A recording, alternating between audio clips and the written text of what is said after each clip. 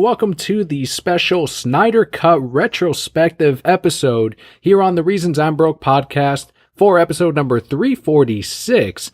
And this is going to be a full breakdown on a timeline of our own as we take the cosmic treadmill and go back in time and see where everything went wrong or right for some people.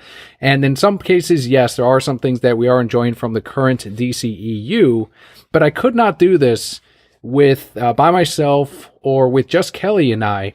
So Kelli is going to be back next week for episode 347, and I needed someone who was definitely incredibly passionate about the Snyder Cut, releasing the Snyder Cut, the DC Extended Universe, and someone who, along with other Exiles, started their own network of shows as inspired by the art behind the movies, like the ones that Zack Snyder created. So on today's episode, we have returning guest Manu from the Exiles Network. Manu, thank you so much for coming back on the show. Oh, thank you for having me, Dan. It's always a pleasure to be here. The Snyder Cut Retrospective, the full breakdown on it. You were telling me before we started recording that this is going to be an emotional roller coaster for us. I mean, when you sent me the Google Drive notes on the episode and I was reading through it, I couldn't help to be thrown back into these days of like chaos and uncertainty. It felt, losing directors left and right and not really knowing where things were going to go for the DCEU after BVS and all of the hype and the fear and the confusion leading up to Justice League. Just having to go down that path again was very it raised a lot of emotions for me. I can't deny that. So before we get on to what is going to be the breakdown of this timeline of the Snyder Cut, Manu, if you want to tell listeners what inspired you to jump onto the Snyder Cut universe, into Zack Snyder's DCEU in general, what was that first point that you went, you know what, there is something more here. This is not your standard superhero fare. Oh, wow. That's a good question. I think it was in July of 2013 when Men of Steel was in theaters. It actually came out June 14th, but I couldn't see it until a month later. And I went with my girlfriend at the time. The movie affected me in a way that I was not expecting. I was never the biggest Superman fan. I was always a Batman guy through and through. But sitting in that theater and going through Clark's journey with him, I came out of it the other side a born Superman fan. There's no other way to put it. I actually have an article that I wrote on the Snyder Cut site for SnyderCut.com where I talk about why that movie means so much to me and how Snyder's Superman story resembles my own personal life in so many ways. And seeing Superman go through it and go through those experiences and come out the other side fully formed. Well, not even fully formed yet, because there was still a lot of growing to do in future films, but to accept who he was and his heritage, that really touched me in a way that I hadn't been touched by a comic book movie to that point. And this is just one of the many stories that we have seen from a lot of the movement, the DC fan base that has been growing and really getting louder with with their passion for this universe. And we see this on Twitter, on Tumblr, and on Instagram. We're definitely a very passionate group. And I think the moment that I realized that this was more is as we saw the other superhero movies throughout the years release alongside what Warner Brothers was putting out. That's when you kind of truly realized how special the DC Extended Universe was. And as someone who was initially going into film as a career, you go through and you break down, through screenwriting, but you go down and you break down everything in a movie, you deconstruct it. It changes the way you look at movies forever. And I think you don't have to go to class to do that. I think as you see more and more movies, you start to rewire your brain. And when you start going in that path, that's movies like what the DCEU put out in the early days, in the early periods, are the kind of movies that are going to change your perspective on not just superhero movies, but film in general. So I think that's where a lot of us also truly grew to appreciate what Zack Snyder and the team at Warner Brothers was creating at that time. And out of that, that's what inspired your podcast network as well, right? Yeah, that's correct. And where can they find similar views, similar podcasts as what we're listening to now through your end? I'm not sure I understand your question. I'm sorry. Where can they find your show? Oh, okay, of course. You can find us on SoundCloud and Stitcher and iTunes and Spotify. The Exiles Network. We have the film Exiles, which is about film. We have the Ronin Council, where we talk about anime, and Gray's Not the Popular Opinion, which is basically his musings on whatever topics that he wants to talk about, whatever he wants to talk about it. He's just too good of a resource not to use. So there we go, a full network where you can find Manu and the rest of the Exiles Network shows on your favorite podcatcher. You mentioned resources. This full breakdown that we're going to do today, it is a timeline revisit of all of the major points from the beginning. We're going all the way back to 2014 to as recent as this year, and we're going to express our feelings and the breakdown of these moves as they continued throughout the last 5 years now, or more than that at this point as this continues to change. And the major resource, which was amazing, and it was pointed out on Twitter, I believe by Vinaldo7, at Vinaldo7 first, but he on your Discord later on gave us a full link list of articles that hadn't gone up yet on forsnydercut.com.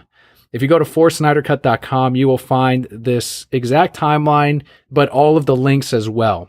So you can really jump into these other articles and see the different comments, the different images, and the different tone that these writers were spinning to better try to explain the moves that were being created with this extended universe.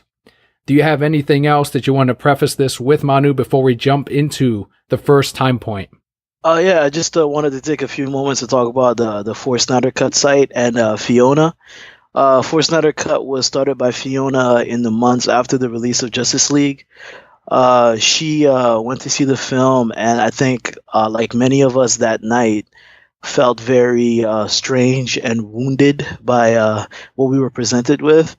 And she took it upon herself to do something about it. Like a lot of us, I think that many we were fine in just being in our anger or whatever you want to call it, but she took upon herself to do a lot more than just that. And I think that she's really the one that started this movement, and I have so much to thank her for. I don't know if many people know this, but Fiona was part of the film Exiles, but she hasn't been around very much lately due to some personal reasons. But I've known her for quite some time, and she's always been such a strong and beautiful presence. And she's so passionate, and she has like the greatest heart that I've ever seen.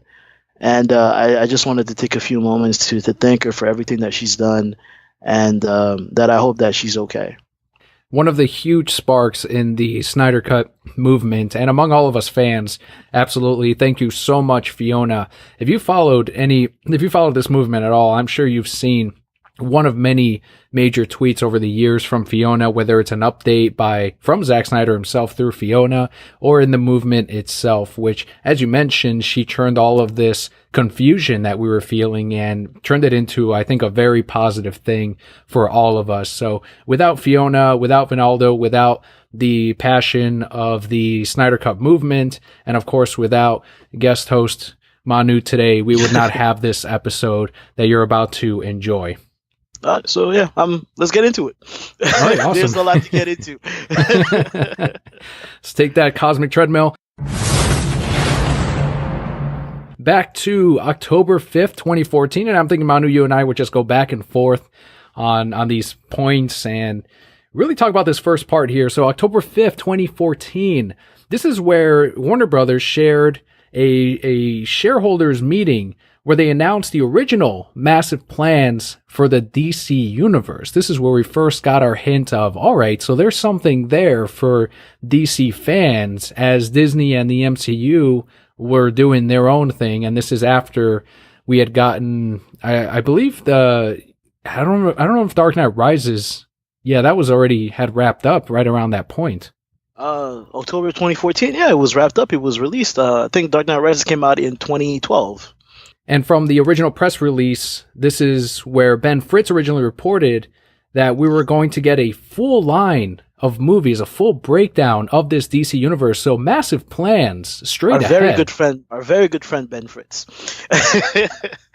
It's pretty amazing that we saw this original timeline or the original plans. If you want to let them know what the original type of line of films we were going to get are.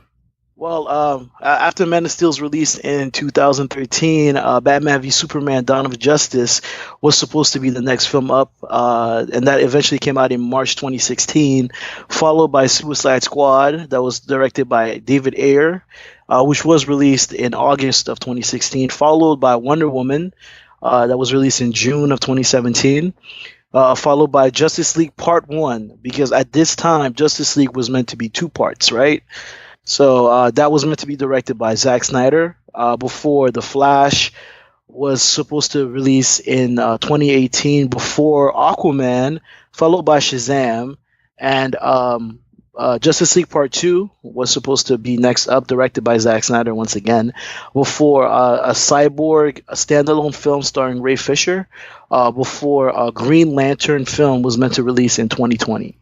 So according to this original plan, this year we would have been enjoying Justice League Part 2.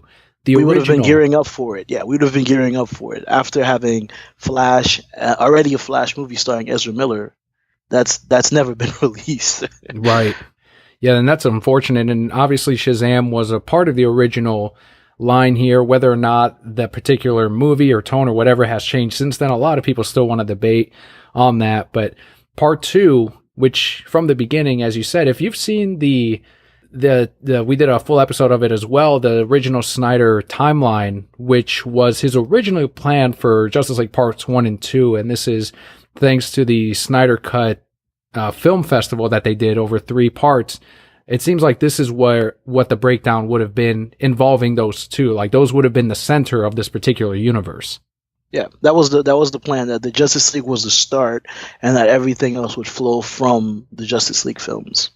I'm trying to go back to that period of excitement, right? We're seeing all of these movies. We're seeing the plans.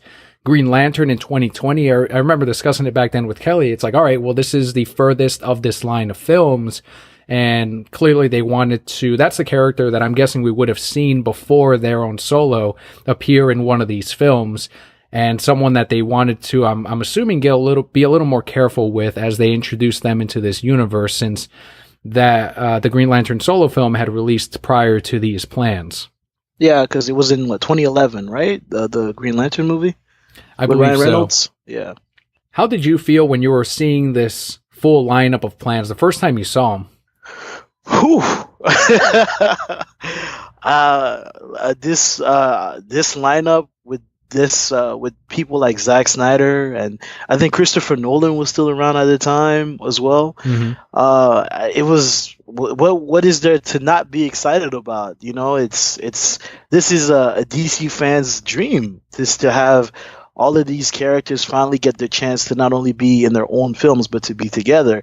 And what I caught on really quickly was the release dates, and all of this seemed to be moving very quickly. Mm-hmm. You know, like, because we were getting Batman and Superman, Suicide Squad in the same year, Wonder Woman right after. And I just love the fact that there would be such a short wait time between these films, you know, and because we were supposed to get Justice League in November and then Flash in March and then Aquaman in December. It just felt like it was going to be constant DC goodness. And if you remember at that time, we mostly only had the Batman movies. You know, we had Begins in 2005. Well, I mean, no, that's saying a bit, because we did have Watchmen and V for Vendetta. Mm-hmm. But what I meant is, like, to have the main staple of the DC heroes coming at us in this way, the excitement level was amazing.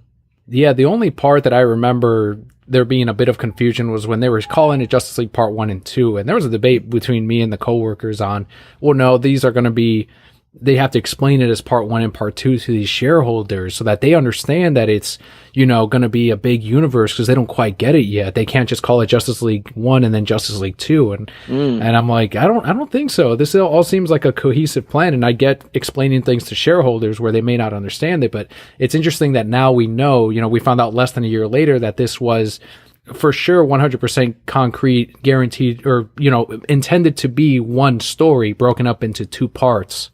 Yeah. And that's when we move forward a few months later in this timeline to July 3rd, 2015, when Entertainment Weekly confirms that the script to Justice League Part 1 had been completed by screenwriter Chris Terrio, who rewrote David Goyer's initial draft of Dawn of Justice. Right. Yeah, and that's interesting tidbit, because that July 3rd, 2015, I think that BVS might have wrapped by then. Am I correct? Yeah, it had definitely been already well in production. Because I think BVS was supposed to come out a lot sooner than it actually did. I think that the release date was pushed back a couple of times. Yeah, I think it was about a year and a half. I know it was a ways out that they did delay a Batman v Superman. And that's one part that I didn't quite catch, because this was before we had even gotten. Obviously, there was a lot of pushback already from people, naysayers. It was a climb up, right? Right from the beginning, right from Comic-Con, when they announced that we were going to get Batman v Superman. Right from there, it had already begun. The pushback had already started. It was all about Batman should get his own film before they start fighting. It was all about where's Man of Steel 2. It was they're doing too much too soon with Justice League already. How come we're not seeing all of the characters get there? How come they're not doing it like the other side, is what I kept hearing. And obviously now that we're seeing the opposite many years later, it's how come they're not charting their own path instead of copying? Obviously there was... You can never win. You can never win, and this was now... If you know, obviously we know now that they should have just done their thing, not worried about it, and continued to make their profit. But in this case, the changes, do you know why the changes were made as far as bringing on Chris Terrio to rewrite David Goyer? Do you think it was a response to how people were reacting online? No. From what I understand, I think Affleck asked Terrio to take another look at the script. That's because Chris Terrio wrote Argo. Right. So I think that they came together. Because from what I remember, if I remember clearly, Affleck actually turned down the role the first time it was offered to him. And it took another meeting with Zack and some convincing to get him to come back. I think that Terrio was Affleck's idea. Gotcha. To kind of just polish up the script or maybe change a couple of things and then agree based on those conditions to actually sign on to this multi-picture deal. Yeah, exactly. I'm pretty sure that if my memory serves me right, I think that's pretty much what happened. And at the time, ComingSoon.net was writing up articles, or at least in this article, that they suspected that the villain at the time was going to be Brainiac as the villain in Dawn of Justice. Wow. Well, they were pretty far off. Always fun to look at the speculation. Yeah, it's kind of crazy to think about, and it's fun also to think about some of the things that were right. Because I remember one of the greatest things about the lead up to the release of Batman v Superman was all of the guests and the hopes and everybody trying to figure out what was going to happen, and it was just, I remember like just that feeling of excitement that everybody had, because nobody knew exactly what was going to happen. Yeah, and I remember even back then when the leaks or reports were coming out saying that Doomsday was going to be in it and they were going to turn it into Death of Superman along with Dark Knight Returns, and that Wonder Woman was also going to be in it. And it's like, all right, well, maybe not. Okay, that statue from the set does confirm what's in Death of Superman. And then you get that, I believe, second trailer where they show Doomsday. Yeah. Where it's like, all right, yeah, we are going to get the Death of Superman. And at that point, we didn't know yet what the connection was going to be with Zod. But that's definitely something new and unique that they put together as far as the origin of this Doomsday. And I think even then, I don't know if it was on Vero or through interviews, Zack still said that there is another Doomsday somewhere in space. Yeah, I do remember seeing that. I think that it was on Vero. which scares the hell out of me. Like if they had gone like, holy I don't want crap. another Doomsday. I don't want another. I don't know if you remember, but when that second trailer dropped and all of the craziness around, oh my God, they spoiled it. They spoiled Doomsday. I remember very clearly, like, to me, the showing of Doomsday, and actually that whole second trailer was a response to a lot of the chatter that was going on online at the time, because there was so much confusion, because there were so many stories and so many theories and just so many people trying to figure out what actually was going to take place. I think that it seemed to me like the studio was like, okay, this, like, because if you take a look at trailer number 2, it's a very clear delineation of how the film does take place. And I felt like that was the studio's response to kind of like let people know that this is not going to be a mess, because even then the chatter was already going through the roof. Yeah, I remember specifically showing the first trailer, which I was surrounded, and still am, to an extent, by my coworkers who are, as I call them on the show, MCU sheep. And the first trailer, I was like, holy crap, I was excited, me and I think one other guy in my team. Comic-Con trailer, right? Yes, and it was the first one I think that's the best trailer I've ever seen in my life. Losing it, right? And then my manager didn't really show much. It's like, what are you talking about?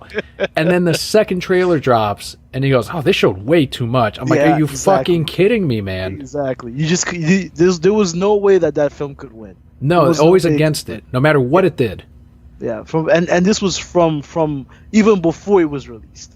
Whether or not, like, I liked both trailers. I obviously enjoyed watching the film when it came out, and I did not feel that I saw the entire thing. I still say on the podcast that if you are sold on a movie and you see more than 2 trailers, 3 trailers, that's on you at that point, because trailers are there to sell the movie to you. Yeah. But even then, as I'm enjoying these trailers and watching this thing, do you think that this might have been one of the early missteps of Warner Brothers in listening too much to the feedback from what ended up being not really their fan base? That's a good question. I don't know how to answer that, because like I said, there was just no winning with this movie. I think that if they hadn't shown as much as they had in that second trailer, well, as much as people think they had, I still think that people still wouldn't have been happy. Mm-hmm. I think that the movie was a hard sell for their marketing team altogether, because it does not play into the superhero tropes of around that time. You know, it was very distinct. It was a very distinctive movie, and I do think that the marketing team had a very difficult time marketing it. And when you pay attention to the later tidbits that came out, like trailer 3 and all the TV spots, I feel like they were going out of their way to try to sell to that other side that wasn't necessarily going to enjoy this movie. Mm-hmm. No, I agree. I kind of want to stay here in this time period. Like, yeah, me too. Because when they started the whole Batman v Superman, who's going to win, all of that stuff, when the movie really wasn't even about that, when you finally got it, I think that's when they really tried to go out of their way to gain that viewership. You're right. It wasn't about who was going to win, but no one gave this movie enough credit that they gave us a winner. It didn't cop out on the whole, and they tied and they fight Doomsday. No, there's a winner, and then they move on. Yes, there's a clear-cut winner. There's a clear-cut winner, which is one of my favorite parts in that movie, that Batman won the fight. Yeah, I remember. Even though he cheated. Batman never cheats. He's just Batman. My wife's dad, he's the Superman guy, and he was rooting for Superman the whole time, and I'm obviously a Batman guy, and I'm rooting for Batman. So yeah, the fight happened, and I'm like, well, Batman won. Had a little victory there. I posted a tweet a couple of weeks ago, and I was like, hey, never forget that Batman won the fight. And I got so many Superman fans in my mentions. What were they saying? Oh, he cheated. Get Superman didn't think that Batman was trying to kill him. And I'm like, hey, he should have been ready. Oh, man. So take us to the next plot point here. Okay, so we are now at February 22nd, 2016. Little less than a month before the release of the film, right? Yeah.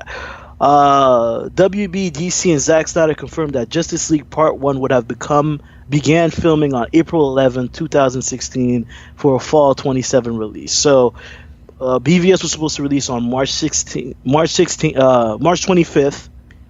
So right after the BVS's release, they were already set to begin filming a couple of weeks later.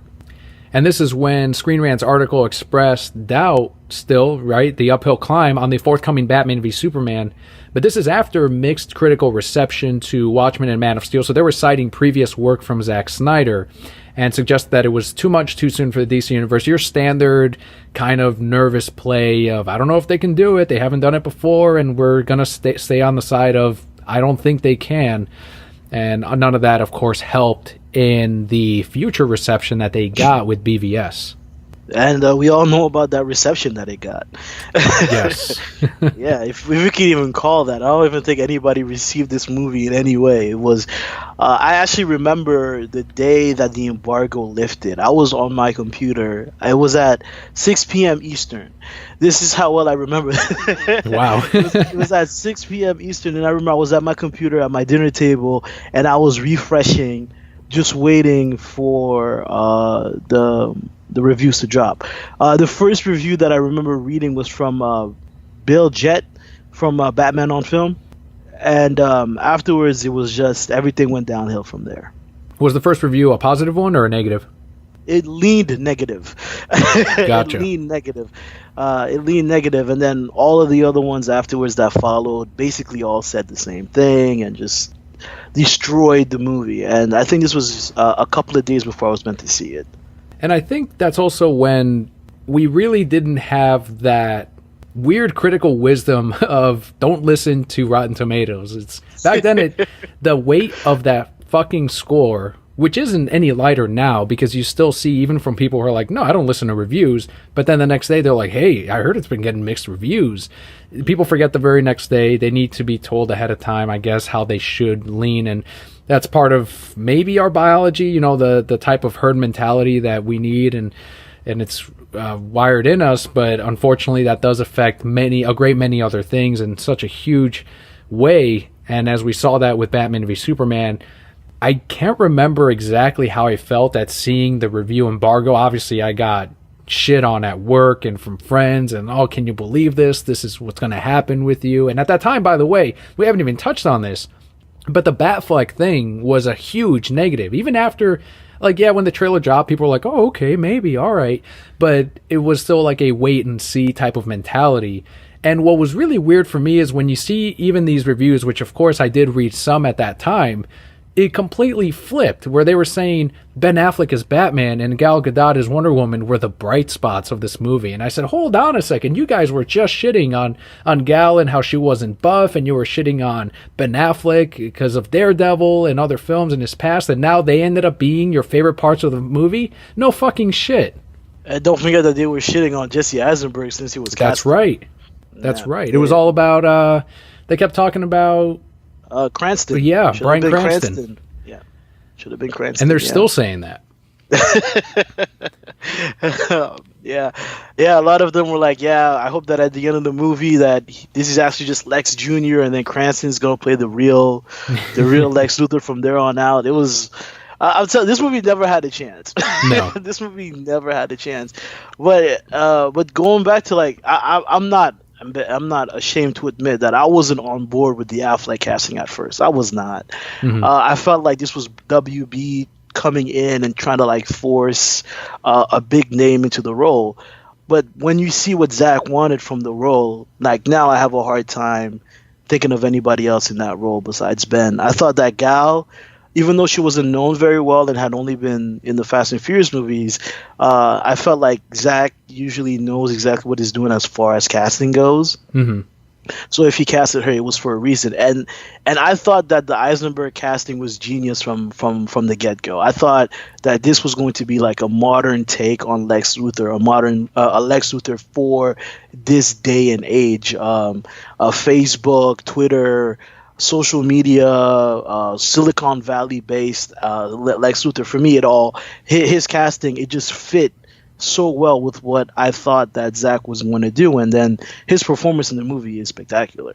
Yeah, that's one thing where at that time, because of how Heath Ledger was received by fans at that initial casting as well, that particular reaction, I was like, hold neutral, everyone, because clearly this is not the first time the masses have been proven wrong on a performance or a casting, right? And even before that, you had 1989 Batman, which had a huge pushback as well from Batman fans. And since then, since the Heath Ledger thing, it's like, guys, have this mentality of neutral, not for, not against, neutral. And I remember holding a neutral stance here on this podcast, and I got shit on for having a neutral stance on a fucking casting. You're just a DC fanboy. I'm like, I'm neutral on the casting. It's not a good or a bad. It's not against or for. I'm just a wait and see, which if you don't shit on it, you're for it. And that's that kind of mentality that I very specifically remember on that. Yeah, it was not a pretty sight around those days. But back to this plot point in this timeline, with filming starting on April 11th with Justice League Part 1, that close to filming the first part to it, how quickly did they have to rework it and change it so that it wasn't Zack Snyder's original vision of having the nightmare sequence and then the eventual fight against Darkseid in Justice League Part 2? I mean, there had to have been major scrambling to get that reworked into what we ended up getting in Justice League. That's a very good point that you're making. I don't know what to make of it. I don't know how much they changed between, because we know that the release of BVS and the reaction to it, we know that it shook them. Even Zack said that they felt very that they had lost some confidence going forward because of how poorly BVS was received. So and we know that there were some changes made before they started shooting Justice League to tone it down, but even after that, to still need to bring in Joss to change more, it begs the question: what happened? Mm-hmm. Really, like what happened? Like what was it in that version of the film that they felt that needed to go away so badly? And here's when we move on to May 6th of 2016, where Ben Affleck gets elevated to executive producer for Justice League. And this is when Chris Terrio and Ben fine-tune the script to Justice League. And I'm guessing, once again, that this is a further reaction and change based on how BVS was received. Mm-hmm. That's correct, yeah. And also, I think that at this point, Ben was going to do his movie, right? His Batman film. Yes.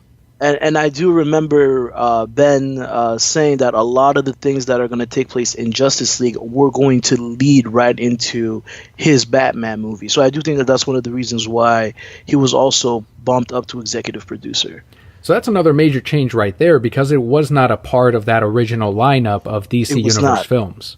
Yeah, it was not. It was not. From what I understand, because if you go back to that time when he was casted, I don't think he ever mentioned that he was going to do a Batman movie. That kind of just happened naturally over time. Mm-hmm. I think everybody kind of just assumed that he would do it, and then it happened.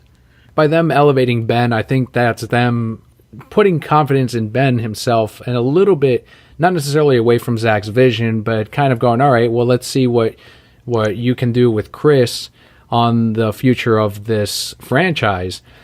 And at that point, BVS had made $864 million worldwide. As I always continue to tout, like, very profitable for Warner Brothers, a very successful film at the box office. Yeah, it didn't make $1 billion though. Yeah, you're right. Just scrap it all. Didn't make $1 billion, you know. Had it just made that extra $130 million and change, we would not be here. We would not be here. The Hollywood Reporter at the time also suggested that the recent success of Fox's Deadpool confirmed that audiences wanted lighter films. That's an interesting take, yeah, because Deadpool did come out about a month before BVS. I remember Deadpool being huge for everyone. Everyone was talking about it. I don't think it really lent as much weight as the Hollywood Reporter was saying at that time.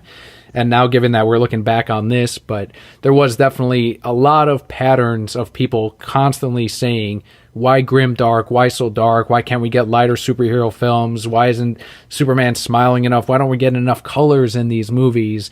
And that's when, and people That's say, even before the movie came out. That's even before absolutely. the movie came out. Yeah. There was I remember when that. Sorry, go ahead. No, you go first because I've. No, I was just saying. I remember when Deadpool came out, people were already making the comparisons to what we were going to get with BVS a month from now. Right, and then there was that viral video that went up of here's Man of Steel's original picture and colors, and here's what happens if you bump it up just a little bit.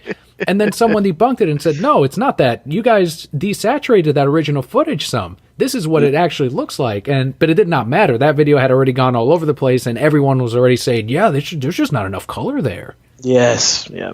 So you can see all of these narratives already forming even before the film's release. This movie never stood a chance, man.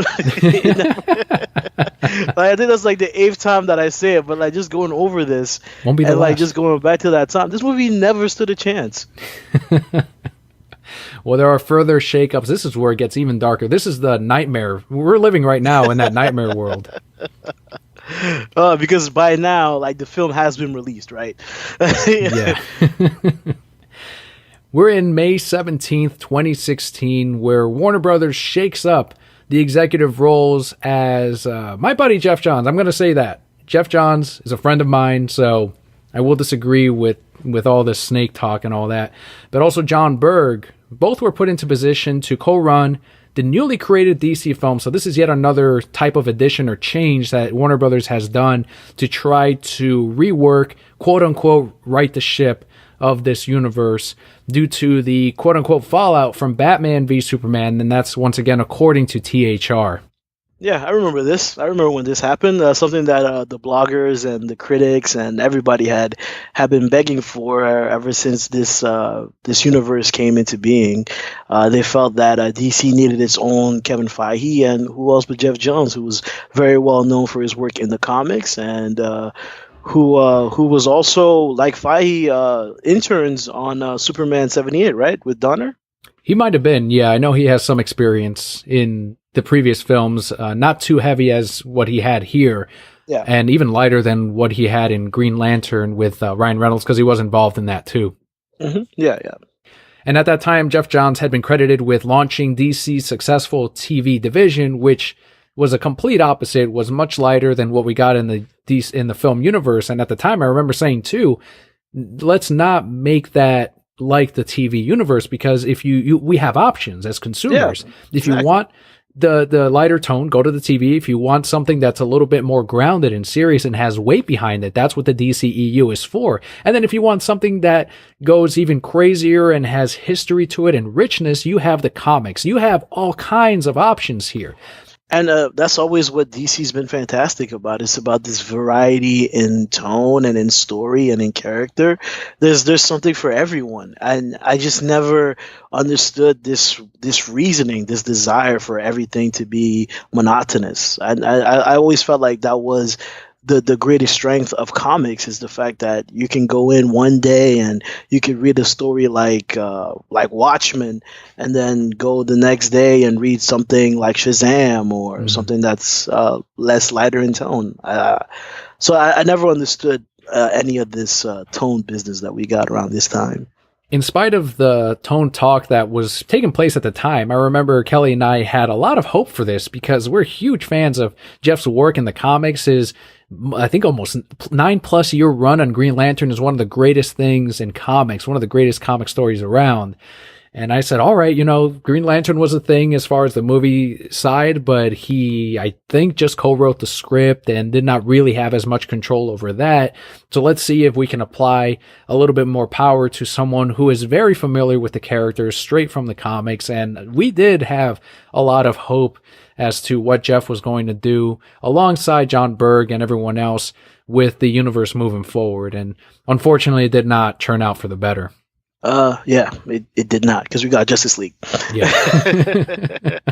I will still defend Jeff, though. I'm going to say it's mainly Joe Whedon's fault. So that's where my anger is going to go towards.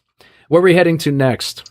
May 24th, 2016, where The Wrap reported that Batman v Superman producer Charles Roven was going to be shifted off some DC movies. Because at the time, Roven was meant to be a producer on, I think, most of the movies that were on that slate. And a week after the announcement of Berg and Johns, he was put off, which is really disappointing because Roven has been around since Batman Begins in 2005. He's always, I don't know, like he WBDC and Charles Roven always kind of came together, you know. It seems like you're way more familiar with what Charles had been doing with DC Universe. Do you think this marked a major loss in direction for the movies as a whole?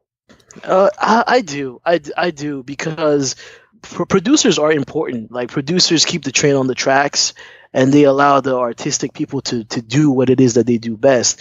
And guys like Roven, what they're really great at is allowing the artists to fully implement their vision and their intent. I remember Chris Nolan, he said that the only reason he was able to do what he was able to do with Batman is because he didn't have 20 or 30 pages of notes from the studio. Mhm. And a lot of that is on, the producers like Roven that stand between the studio and the artist to try to get the product done on time, kept it on budget, all of those things that, are very important in the filmmaking process.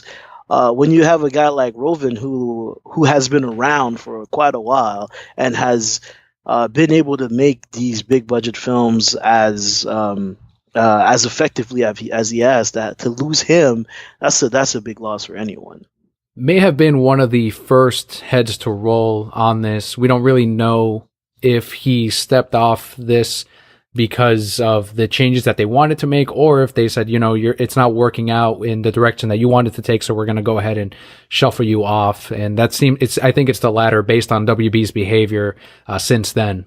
Yeah. It's kind of difficult because again, there's like so many things that we don't know, but you can make educated guesses based on behavior and patterns that we've witnessed over the last year and a half.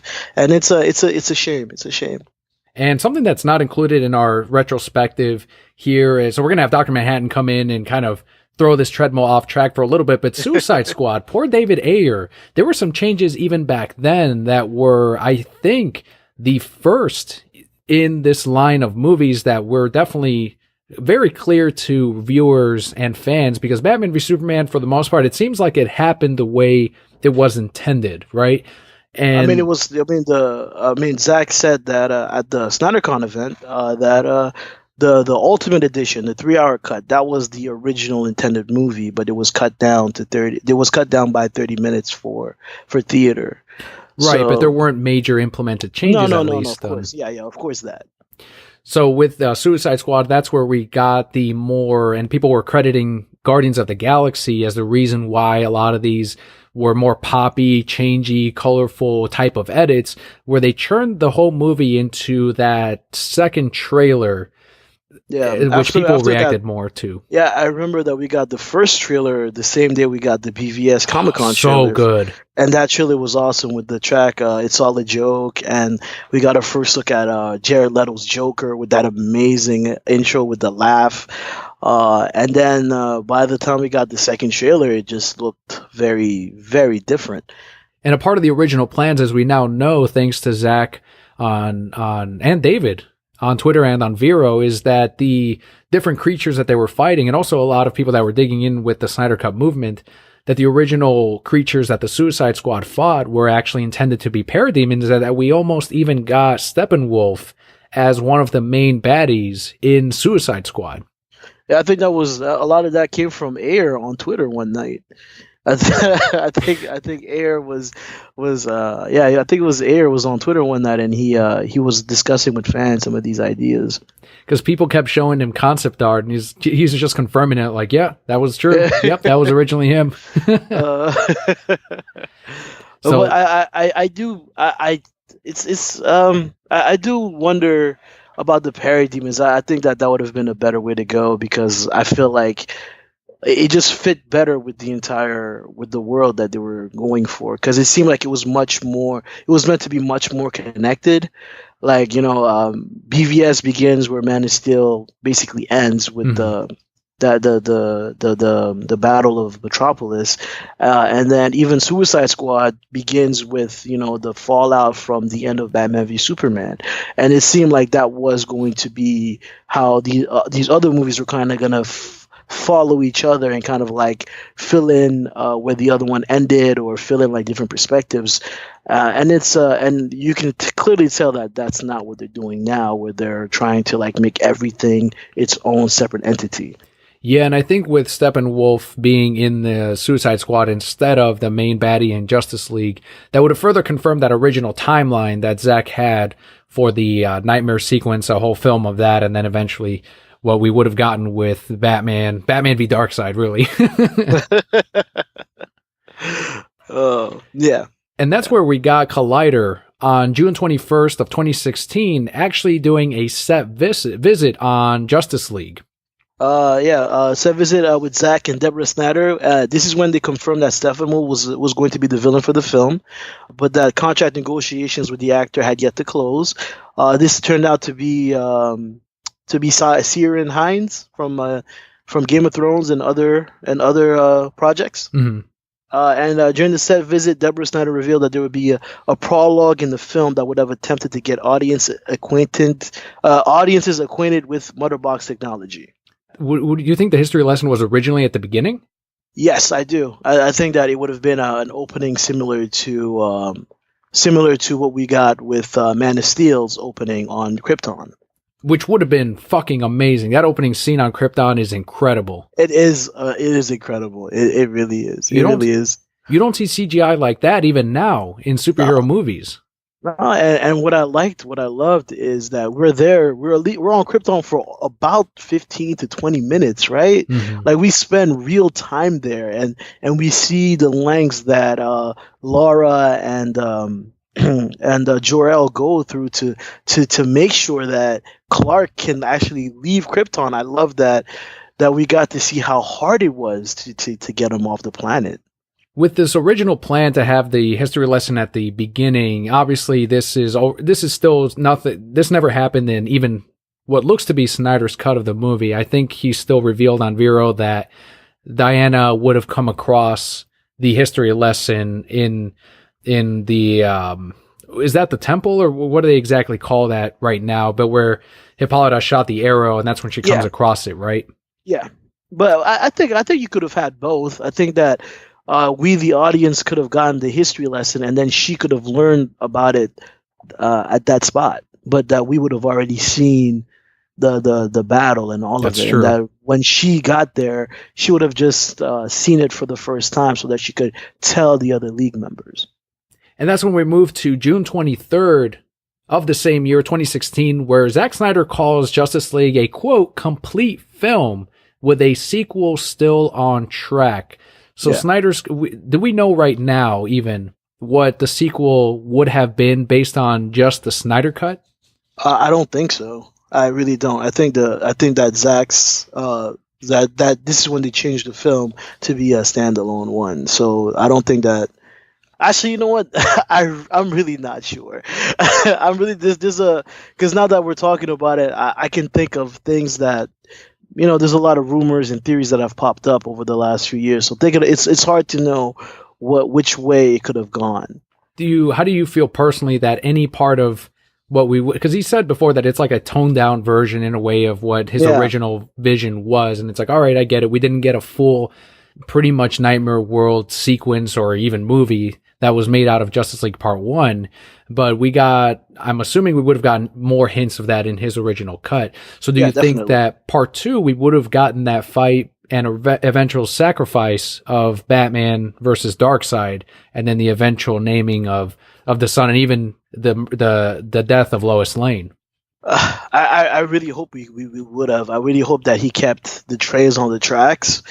I think Zack might have done that. to try to, if this Justice League film was better received and everybody was a little bit calmer and a little bit more enthusiastic for the future, that he could go back to those ideas. I'm sure that he probably left the door open for those things to still take place.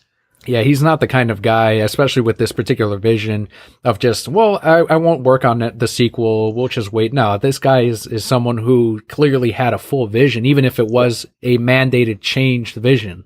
Yeah, exactly. And you can tell that he's still very proud of what he did with this version of the film as well. Absolutely. And he started referring to, as you said, Justice League, a standalone film, comparing it to Avengers and Avengers Age of Ultron. And that's when we get to October 16th, 2016. When Zack posts on Vero thanking everyone for involved in the film as Justice League wraps filming and he moves on to post-production. Is that when he released that minute and 30-second clip from the behind the scenes that we saw?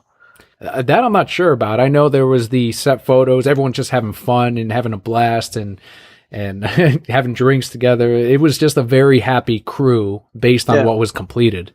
Yeah, that definitely, and from everything that we hear, that tends to be how it is on Zack's set, and what I really loved during this period of time was seeing a lot of the crew members, a lot of the league members hanging out, and especially in Momoa's trailer and taking pictures of them playing music together, like it was really great to see all that stuff. It really seemed like they created like a really strong bond, like as more than just working actors. And here's where we start getting more evidence towards this is way more complete than what they initially were trying to spin.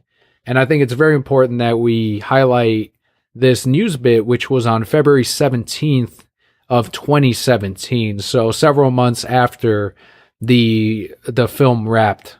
When Larry Fong praises Justice League on Twitter by saying, hey kids, this is how movies get their final look in a digital intermediate suite, shot by shot, no filters.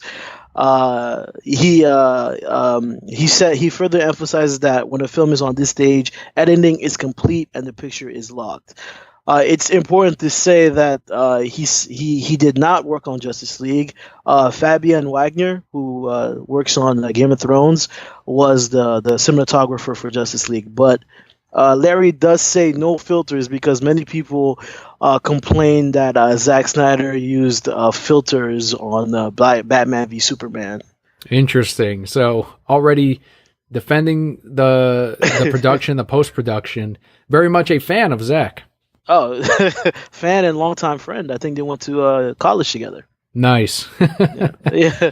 See, so anyone, even though he did not work on the movie, he's a cinematographer and obviously has experience on where the stages, what they should look like and where they should be. So I think it's important to note that someone who has worked in the industry has said that Zack and worked with Zack knows how his process is. By him saying the picture is locked, the Snyder Cut is not 60% done, half done, or 80%. It's done. This is editing.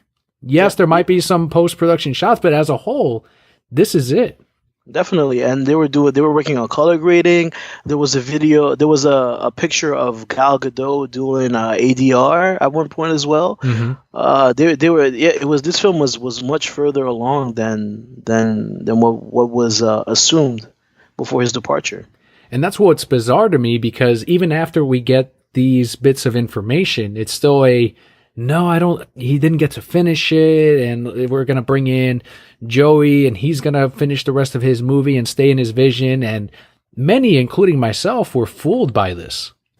Yeah, it was strange, and I agree. I was as well, because I thought, because I was looking at the time frame of it all, and I was like, there's no way that he could have finished that movie, because he left in May, right?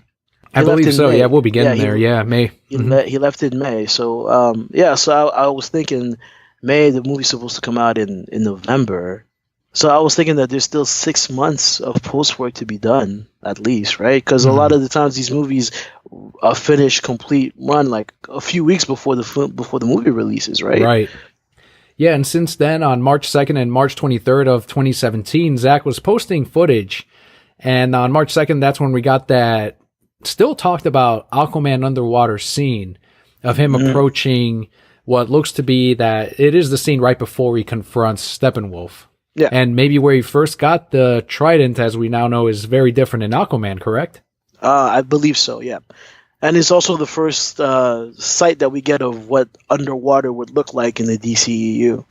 And I also like the view of the pre-production of Momoa. It's like, all right, even the way this looks, his hair is part of the special effects, and this is how the world of Aquaman is going to look. Like it's there was a lot to digest here for us fans of like, all right, this is really cool. And it was only a few seconds. That's the crazy thing. That was the crazy thing. It was only a few seconds, and that's one thing that I love about Zack. He always knows how to build up hype around his movies. He always like releases pictures on set and pictures that he takes with the actors in their costume because he's a fan as well, you know, and you can always sense that. Absolutely. Very similar to how he has since posted footage and pictures, or at least pictures in concept art of the Snyder Cut, which is also a hype in itself. But on March 23rd, we got that first trailer to Justice League on Vero. Yes, I remember that. Oh, I remember because we were all like, when is this trailer going to come out? Because I think that year in January, that's around the time we were expecting the first trailer to drop around January. Mm-hmm. There was nothing, and I remember everybody was very antsy, and we kept we were like, when is this thing coming out? And then 2 days before this, I go online one morning, and there's this like short clip of Batman handing Aquaman his trident, and I'm like, where did this come from? And then I look, and then I find the full those short preview videos that came out. We got the Aquaman, Batman, and Flash one on the first day, and then we got Cyborg and Wonder Woman the following day before getting the full first trailer on the 23rd. And that first trailer is where we still get a lot of hints at the original cut of Justice League, where we're still looking at those original trailers and just remembering, man, that's another bright spot in this timeline, right? Yeah, BVS, and then this of holy crap, that Cyborg shot where he has that mask or that changed, and then the shot of him going up into the night sky in front of the moon. There's the difference in no longer wearing the sweater that we got in the original, but him standing in his full body. And we got the football scene, which is another huge part of Cyborg, which was meant to be, as Zack put it, the heart of the film. And don't forget when he tackles the tank. I suggest you move. That was also not seen in the final movie. When he uses his one of his cannon blasters to protect some of the scientists in the underground fight under the Gotham Bay, and that also was not. There was, and it just looking at that trailer, you can see so many things that never made it to the final cut, down to and some things that were changed. Batman saying it's my turn became what was that again? I've got a bigger sword or something. No, I didn't bring a sword. That's what it was. I didn't bring a sword. But yeah, that first trailer was great. It was really great. And also the shot. We got Ezra Miller breaking through the glass in that as well, from what I remember in that first shot in the first trailer, and then the change in color, because it was incredibly fucking jarring in the Joey cut of the movie, but in this, when you see Aquaman on Batman's Batmobile, and they're writing and he says, I didn't bring a pitchfork. I forget the original line. No, he says you're crazy, Batman, and Batman says, I'm not the one who brought a pitchfork. Exactly. But you can when you see that scene in the background, everything is a whole different color than what we got in this, and that's what. The changes were massive. The costs were massive from what we got in that original Justice League. And obviously that's a response to, they're going to say that there's no color in this. So we need to throw a shit ton of reds in here and really make this colorful, which is what they later implemented. Yeah, definitely. I mean, there was, after that first trailer, people were already saying that, oh, here we are again, Zack Snyder, like this, like dark stuff and so on and so forth. Yeah, I remember that very, very, very vividly. And unfortunately, that's when we get to a darker point in Zack's life, and I think a part that I don't know if you will or won't disagree with me, but WB really took advantage of the man by using this as a way to take the movie away from him. Yeah, because on May 22nd in 2017, Zack stepped down after his daughter's suicide. Deborah, who's the producer on Justice League, also took a step away from Justice League, and that's when we got the onboard changes. Yeah, and that's when Joss Whedon was officially put in place to direct the reshoots that apparently him and Zack had written together. Yeah, I think there were even some type of quotes of... Well, let's hear Zack's quote here after he expressed his eagerness to return to the work in spite of this personal disaster for him. And he said, quote, "In my mind, I thought it was a cathartic thing to go back to work, to just bury myself and see if that was the way through it." And he said this through an emotional interview through his office in Warner Brothers with Deborah sitting at his side. So this had apparently already happened, and he had continued to work on Justice League and said that he couldn't continue to work on the final version of the movie. He continued by saying, quote, "The demands of this job are pretty intense. It is all-consuming. And in the last 2 months, I've come to the realization I've decided to take a step back from the movie to be with my family, be with my kids who really need me," end quote. So on the article, WB reportedly wanted to push back the release date, but supposedly the Snyders decided against it. And with the announcement, it was also said that Zack had screened the movie to filmmaker friends and that decided to add additional scenes with the help of Joseph Whedon's writing. What do you think about that? Like, there's a lot of oddness to this.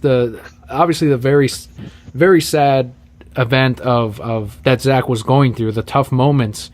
Doesn't it feel like Warner Brothers was really taking advantage of a grieving Zack by snaking their way in? And I don't believe these are PR words to me when he's saying, "I need Joey to come on and help me with these additional things after the screening." This all still seems mandated. And the fact that they're saying Warner Brothers says they wanted to push it back, but didn't we learn that there was a whole bonus involved at risk? Kevin Sujara's bonus, from is it El Maimbe that broke that news? I believe so. So are they putting it on the Snyders then? This is all very toxic to me. I agree, and I don't know. I always try to be very careful when we talk about this period of time because I feel like so many different things could have happened, and I there's a part of me that really doesn't want to believe that the way that it looks is how it went down. You know, I really don't. I would really love to not believe that, but it's hard not to because I don't see Zack Snyder asking Joss Whedon for help. Right. You know, that's just me. Like, I just, from everything that I know, that you know, I don't know Zack Snyder personally, but from everything that he's always displayed and portrayed, and people have already said about him, he's not the type of person that would turn towards someone like Joss Whedon and be like, "Can you help me fix this?" It didn't seem true to what we know of the man. Yeah, and that's why I really get kind of upset revisiting this portion of it because it's not something you do to someone. It is, if they truly cared about what Zack was trying to do with this film, yes, push it back as originally supposedly intended that Warner Brothers wanted to do, and then when he's ready to return to the movie, continue with it and go from there. Then I think all of us understood what was happening with this tragedy. It's like, especially now that we know more than we did back then, it's a lot easier to paint that picture because we know that. I mean, from Snyder's comment on Vero, he didn't know a lot of the stuff that Whedon put in there. The Russian family, for one, and the talk of the Injustice League at the end of the sticker with Deathstroke.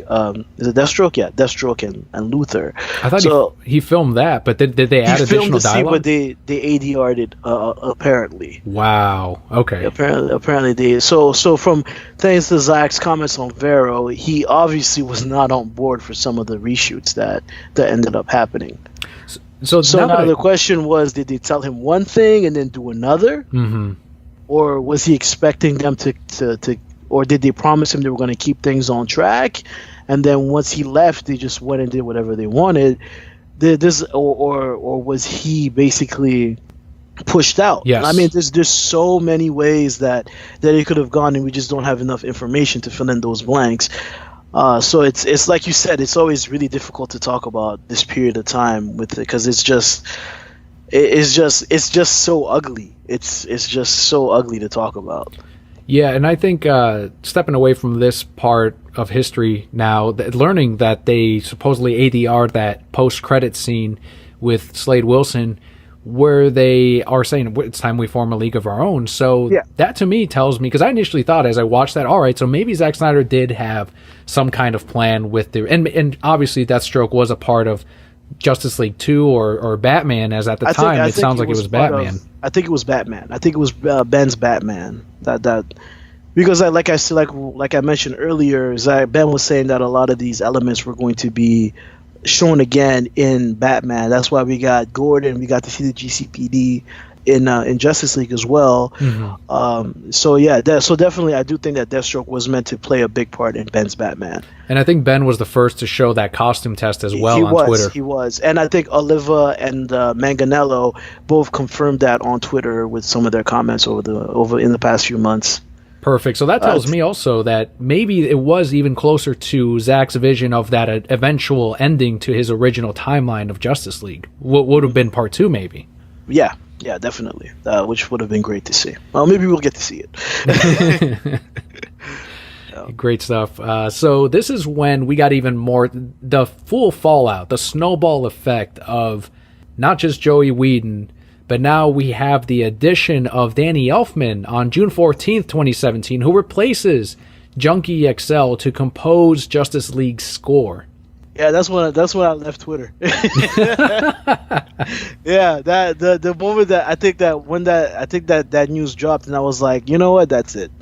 And I took a long break from social media between then and when the movie released, because when they put Elfman on, it just didn't feel right anymore. Like it was just like, the movie comes out in a few months. Why are we getting rid of Junkie, who's been on the project since the beginning? It just didn't.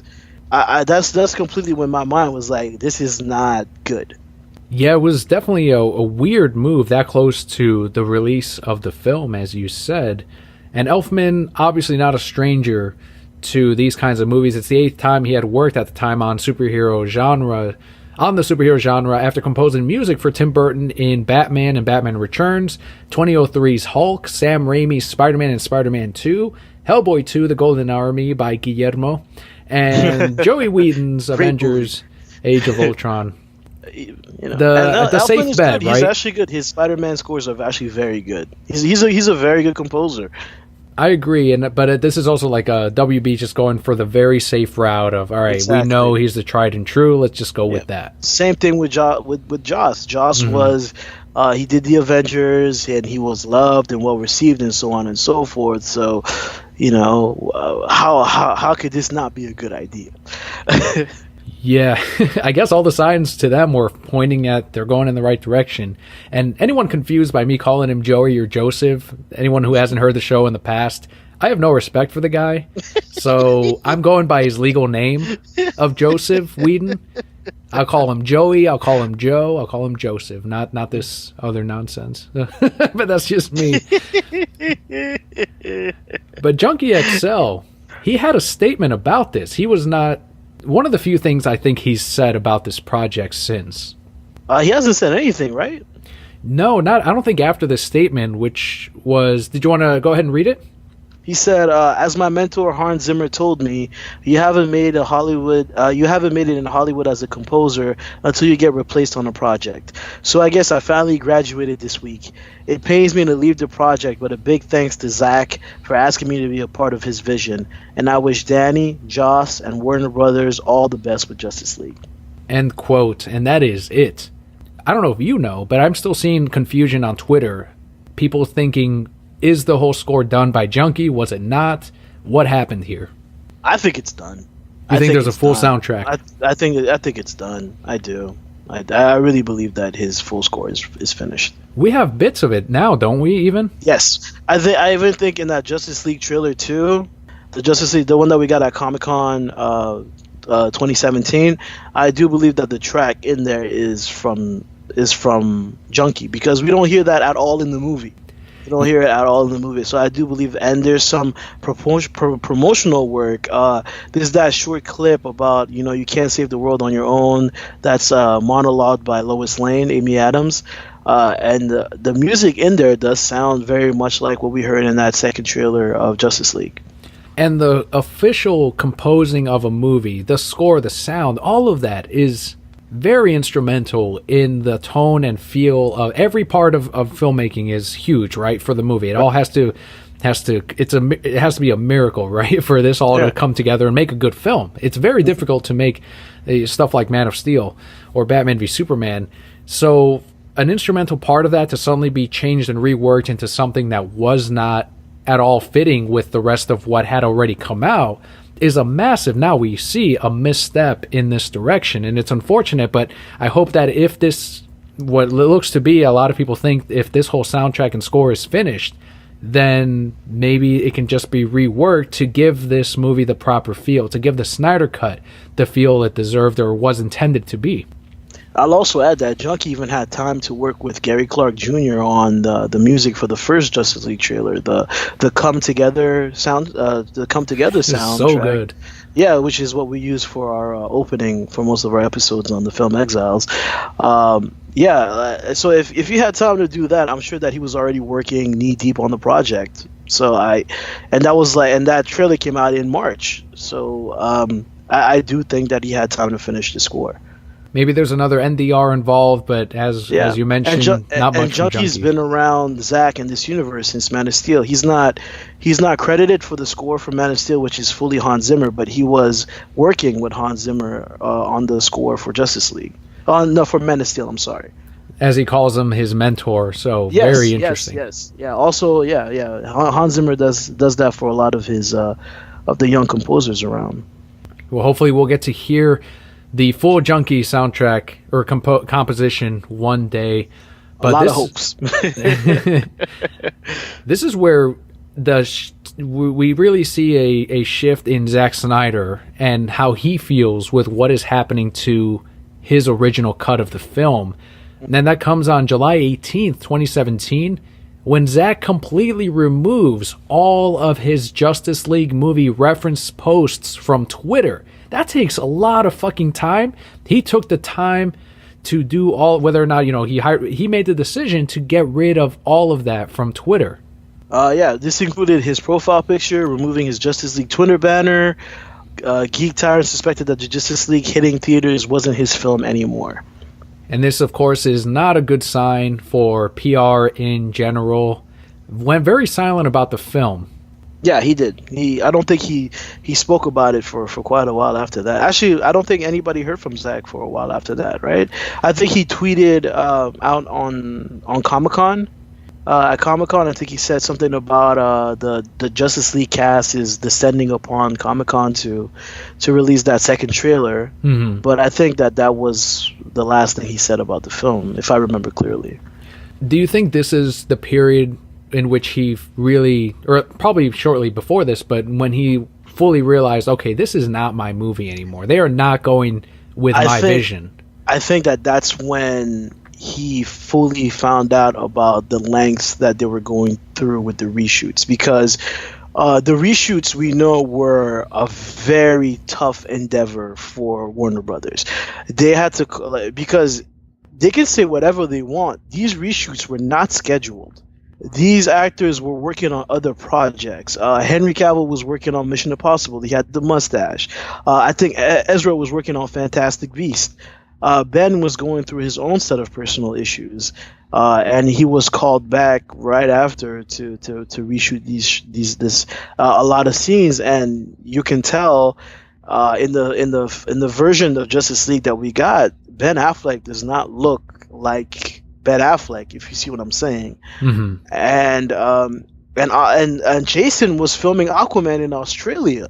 He had to fly back to London for the reshoot. So they were completely unprepared for this. So I wouldn't be surprised if Zack heard what was going on at this point and decided to take a step back. Right. So it sounds like he heard of the bigger involvement of these. Like, why are they suddenly flying everyone back? What is happening? Mm-hmm. There wasn't that much to be finished. I thought they were just going to complete what I set forth. And yeah, unfortunately, that realization of, okay, when Warner Brothers said they would finish off the rest or make subtle changes, no, this is much bigger than what was expected. And screw that. I'm not going to support what is not my art. Yeah. And I think I remember even at the time, people were saying, I don't know if it was through PR or Warner Brothers, but oh no, this is mainly still going to be Zack's film. His name is still in the credits as director. You know, they were minimizing what Joey Whedon and Warner Brothers were changing in the movie so much to where obviously the MCU sheep were going, well, if it's shitty, and that's why I made the fucking thing of, if it's shitty, then it's Zack's fault still. But if it's great, then it's because of Joey Whedon. And even now they still say, if Joseph had the project from the beginning, it would have been way better. All this nonsense tap dancing that we still see. And honestly, I still don't understand why not just say we're going away from what Zack was doing? Because this is completely counterintuitive. Because you're telling people that it's still Zack's vision when it wasn't. So you're changing the movie for who exactly? Because the people who are going to go see the movie are seeing it because they want something from Zack, right? Yeah, that's for us poor bastards, though. We're the ones who they're selling it to at that point. Exactly. So why not just say, we're going to change the tone, we're going to change this thing, we're going to bring in Joss Whedon and get in more of that MCU money that they were clearly craving for. That's true. I just don't understand what made them think we're going to say it's a Zack Snyder movie, but it's not. I just, to this day, that makes no sense to me. The only thing I can think of is the mentality of, hey, so Manu, Daniel, Kelly, and everyone else, this is still a Zack Snyder film. All right, you guys are good. You're going to buy the ticket. All right, cool. Hey, we're going to get in Joey Whedon, and he's going to fix what Zack Snyder did. And, you guys love Avengers, right? All right, so you guys are in. That's what I think they thought was going to happen. So they could get both of the best of both worlds. Correct. We could get the Snyder fans and the MCU fans. Okay. Yeah, because even leading up to it, some of these people that I worked with were saying, all right, maybe he's going in to fix it. He's going in to fix it. And then as more and more news came through, they're like, I don't know if he can fix it. So it was really bizarre that this weird shift in timeline. And even the one thing I will give some people credit for, and I do see it with regular subscribers and customers of, I like Justice League and I like the MCU. It's like, all right, if you like the MCU, you should like Justice League. That's what I still stand on, because it is an MCU film. It really is. It could fit right in there.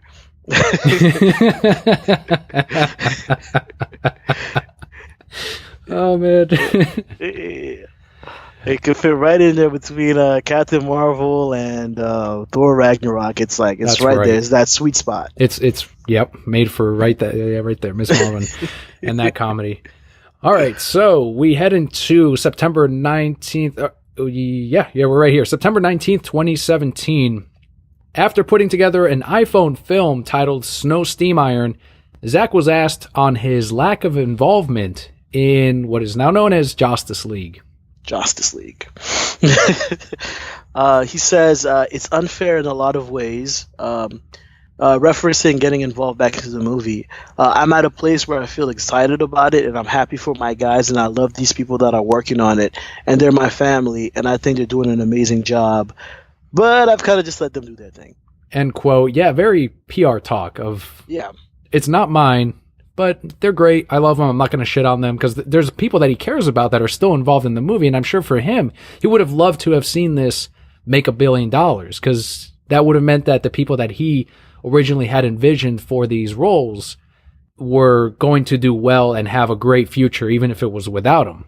Yeah, and not just them, but the cast and crew. People like Fabian Wagner, who's known for his work on Game of Thrones, but this was going to be, I think, his first big Hollywood studio movie, and a lot of other actors that are we're hoping that this would be a great springboard for them going forward. Yeah, I think he was hoping for the best, but at the same time, I'm not going to be involved in this moving forward type of thing. And that's when we get to November 17, 2017. Otherwise known as D-Day. Yeah, tell us about D-Day. I hated this day so much. I had bought my tickets in advance for this weekend. I actually bought more than one screening. I had, I think, 2 for November 17th, and then I had a couple more for the weekends. I bought tickets for my family, my niece, nephew, and my brother. All in. Exactly. I was doing my part. Justice League was actually the first film that I saw in Dolby. Okay. Which is it was, and and I sat in that seat and I saw Superman and I was done. That opening scene. Oh my goodness, that opening scene! Like, it was just, I don't know who said this is a good way to start a $300 million movie, that we're gonna have this weird cam footage of Superman that is not Henry Cavill. That was hard to watch. It was hard to watch. To their credit, they warned us as early as possible. They're like, all right, prepare yourselves. I wasn't ready, Dad. I wasn't ready. You need to be eased into it. No, it's the first scene, and he's talking about fighting hippos, and hope is like your car keys, and the river. Like, it was just, I was like, it was so jarring, because I'm like, that's not Mike Clark. That's not the Kal-El that I had felt that relation and that connection to since 2013. That's not him. And the suit looked weird. Really weird. It looked like cosplay. Oh my goodness. Oh, yes. But then you get the Zack opening, and I'm like, oh, okay, all right. Oh, well, hold on. I had hope, all right? No, you're not lying. And I think, like, just knowing how it went down, it was really hard to watch this movie and not wonder, oh yeah, that's Zack. Oh yeah, that's Joss. And it's just so distracting. It is. Yeah. It's really so distracting. It's unfortunate. In spite of Zack receiving sole credit as the director of the movie, he revealed that he had not seen Justice League. And I will say, I watched it with coworkers. The boss man used to buy us tickets to the latest superhero films, and we'd all go as a store. Holy shit, man. Like, me sitting there at the very end, what'd you think? I'm like, I did not like it. And they're like, oh, like, because they expected me to still be for it, right? The DCEU. And I'm like, I did not like it. And they're like, oh, okay. Yeah, no, I didn't like it either. But that's when I called them out. I was like, you should have fucking liked it. This is what you asked for. This is what you wanted, right?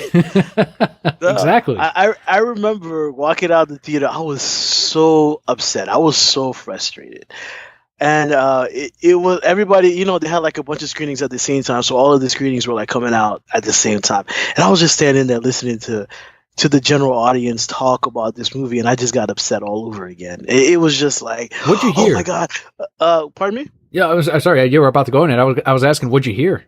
Oh, stuff like, at least this movie, it made sense. At least everything that they did had a purpose, unlike Batman v Superman, where they were just doing things for the sake of doing things. I'm like, what?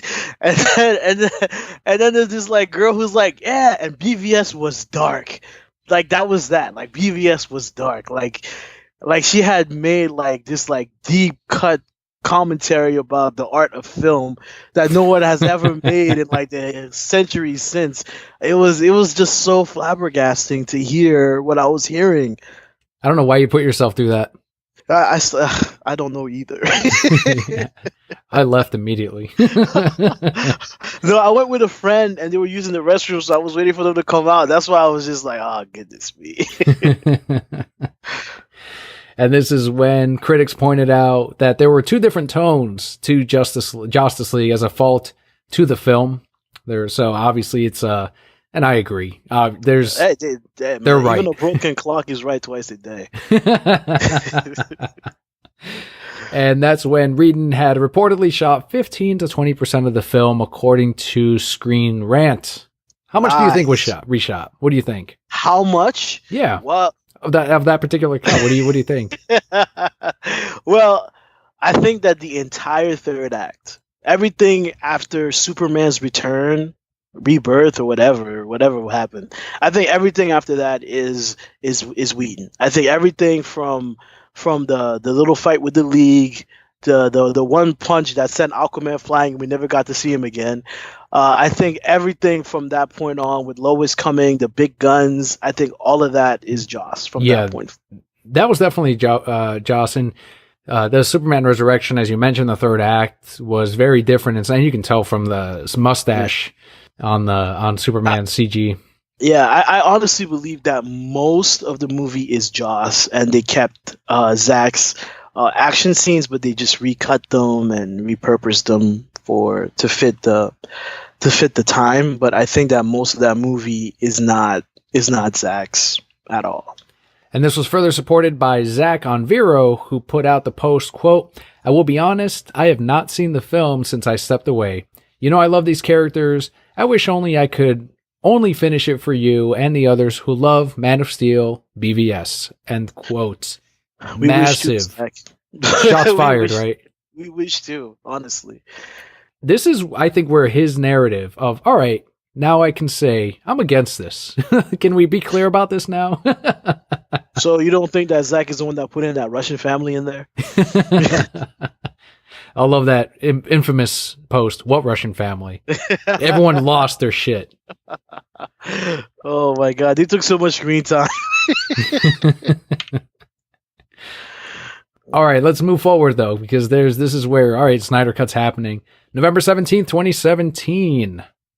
Screen Rant, Joey Wheaton reshot more than they let on. They know that after seeing the film, the reshoots are more obvious than Fox's Fantastic Four film. That's a deep cut. Screen Rant then breaks down the differences through 5 wet pages between the first Justice League trailer and the final product. Very clear as day what we ended up getting now, because we have the Justice League cut of, all right, here's the differences. And we got so much from the first trailer that it was very clear to see where the changes were made and how many were made. And that's when we get to November 28th, 2017. Snyder Cut exists in, quote, relevant form, according to a Reddit source. So first hints of the Snyder Cut, really. Yeah, this is really when it began. And then we hear about the Kevin Sugiyara mandate that Justice League should have a 2-hour runtime, which is just more hints towards the fact that WB edited more than they let on. I think that it was from Stephen Colbert from Screen Rant. Mm-hmm. And the Reddit source also claimed that Zack's Justice League not only exists, but that it even has a lot of finished VFX and music. And it's at this point that we suspect that Snyder's Justice League was more than just an assembly cut. Yeah. Which we should have known earlier than this, but I think this is when a select group of people really collectively started putting the idea together, as opposed to just reading the news. And this is legit 10 days after the film's release. The film is still in theaters at this point. So insane. Just to give, an idea of how on top of it this fandom was. Like just from very early on, the people could tell. And then 3 days later, on December 1st, 2017, Kevin Smith, on his podcast Fat Man on Batman, brings up the Reddit report of the deleted scenes, and that an audience member at the particular recording on Kevin Smith's podcast confirmed supposedly that she saw a similar cut of this Reddit post at an earlier test screening. So this includes quotes from Kevin. We see Darkseid for the first time in Superman's vision, and we see flashes of the nightmare footage that Batman had in Batman v Superman. However, Superman snaps back out of it and delivers the final blow to defeat Steppenwolf. End quote. Do you think that Superman was involved in that final portion of Zack's cut? Because it seems like the only scenes we see of Henry fighting Steppenwolf are with that CGI mustache. I definitely think that he had him in his cut, but they probably just reshot it all Completely. So you think the original footage of Henry fighting Steppenwolf is mostly gone? Yeah, I think it's mostly gone. Interesting. I think we see very little of Henry as shot by Zack in this movie. Yeah, and I think obviously the visuals of that's not really his face type of thing. It's been clearly doctored, but the whole line of, and I believe in justice and all of this stuff. Yes. Yeah, all that stuff. Yeah. Again, that just does not sound like Cal.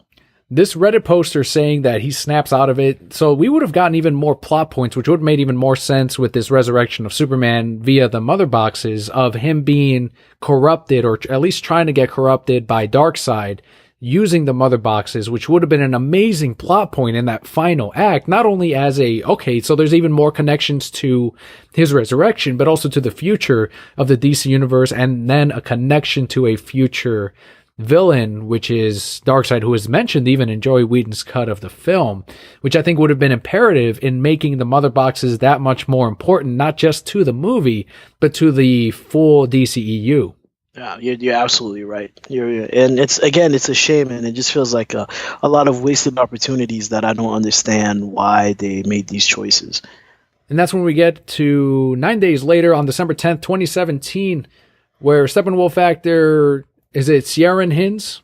I think it's Hines. Ciaran Hinds reports that he's unhappy with the theatrical cut of Justice League and wants to see the Snyder Cut released. The first person, I think, that worked on the film, or at least the first actor that worked on the film, I think that publicly says, not directly, but that he wants to see that Snyder Cut.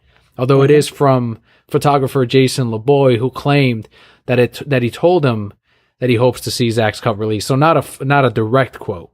Yeah, exactly. At this point, the Snyder Cut petition is already out and has over 150,000 signatures. Where do we go from here? We go to December 15th, 2017, where Justice League director of photography Fabian Wagner recalls filming scenes of Superman in his black suit.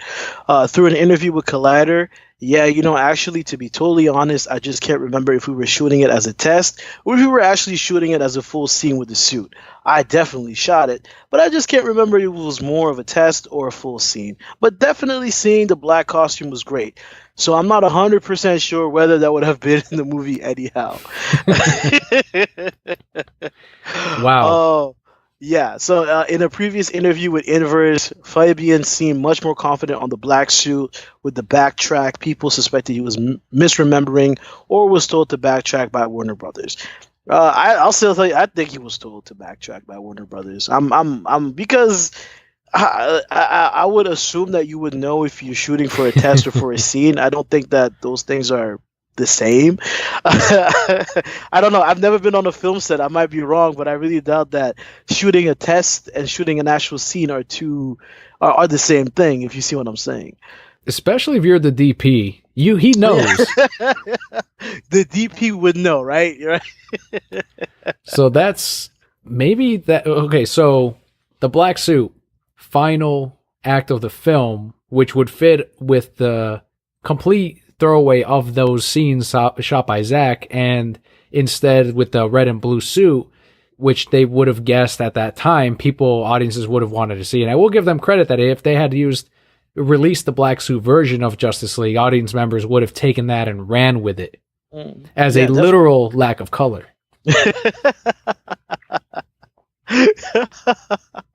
You're right. They would, because nobody was being the least bit rational around this portion of time. So is this when that scene, which we now know was shot by Zack, of him going through the Kryptonian ship and seeing the different suits of, would he have taken his Kryptonian father's suit at that point? No. And no. Where would the black suit come from?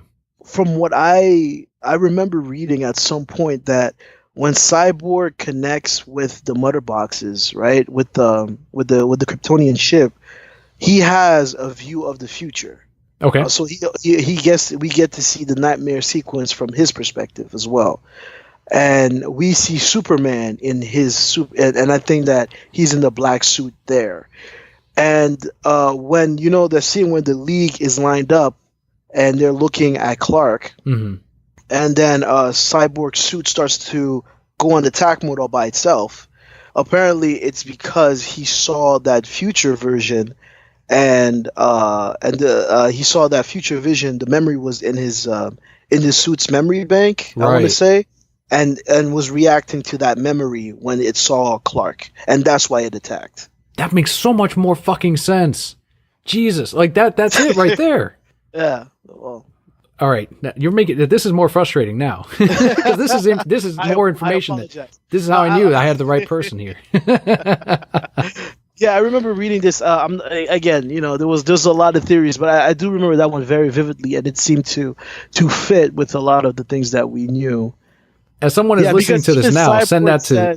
even Cyborg says something about how the suit has been getting more control since it connected to the to whatever I don't know if it was the mother box itself or to the panel inside the Kryptonian ship to bring back Clark, because he does connect to it when they step inside it.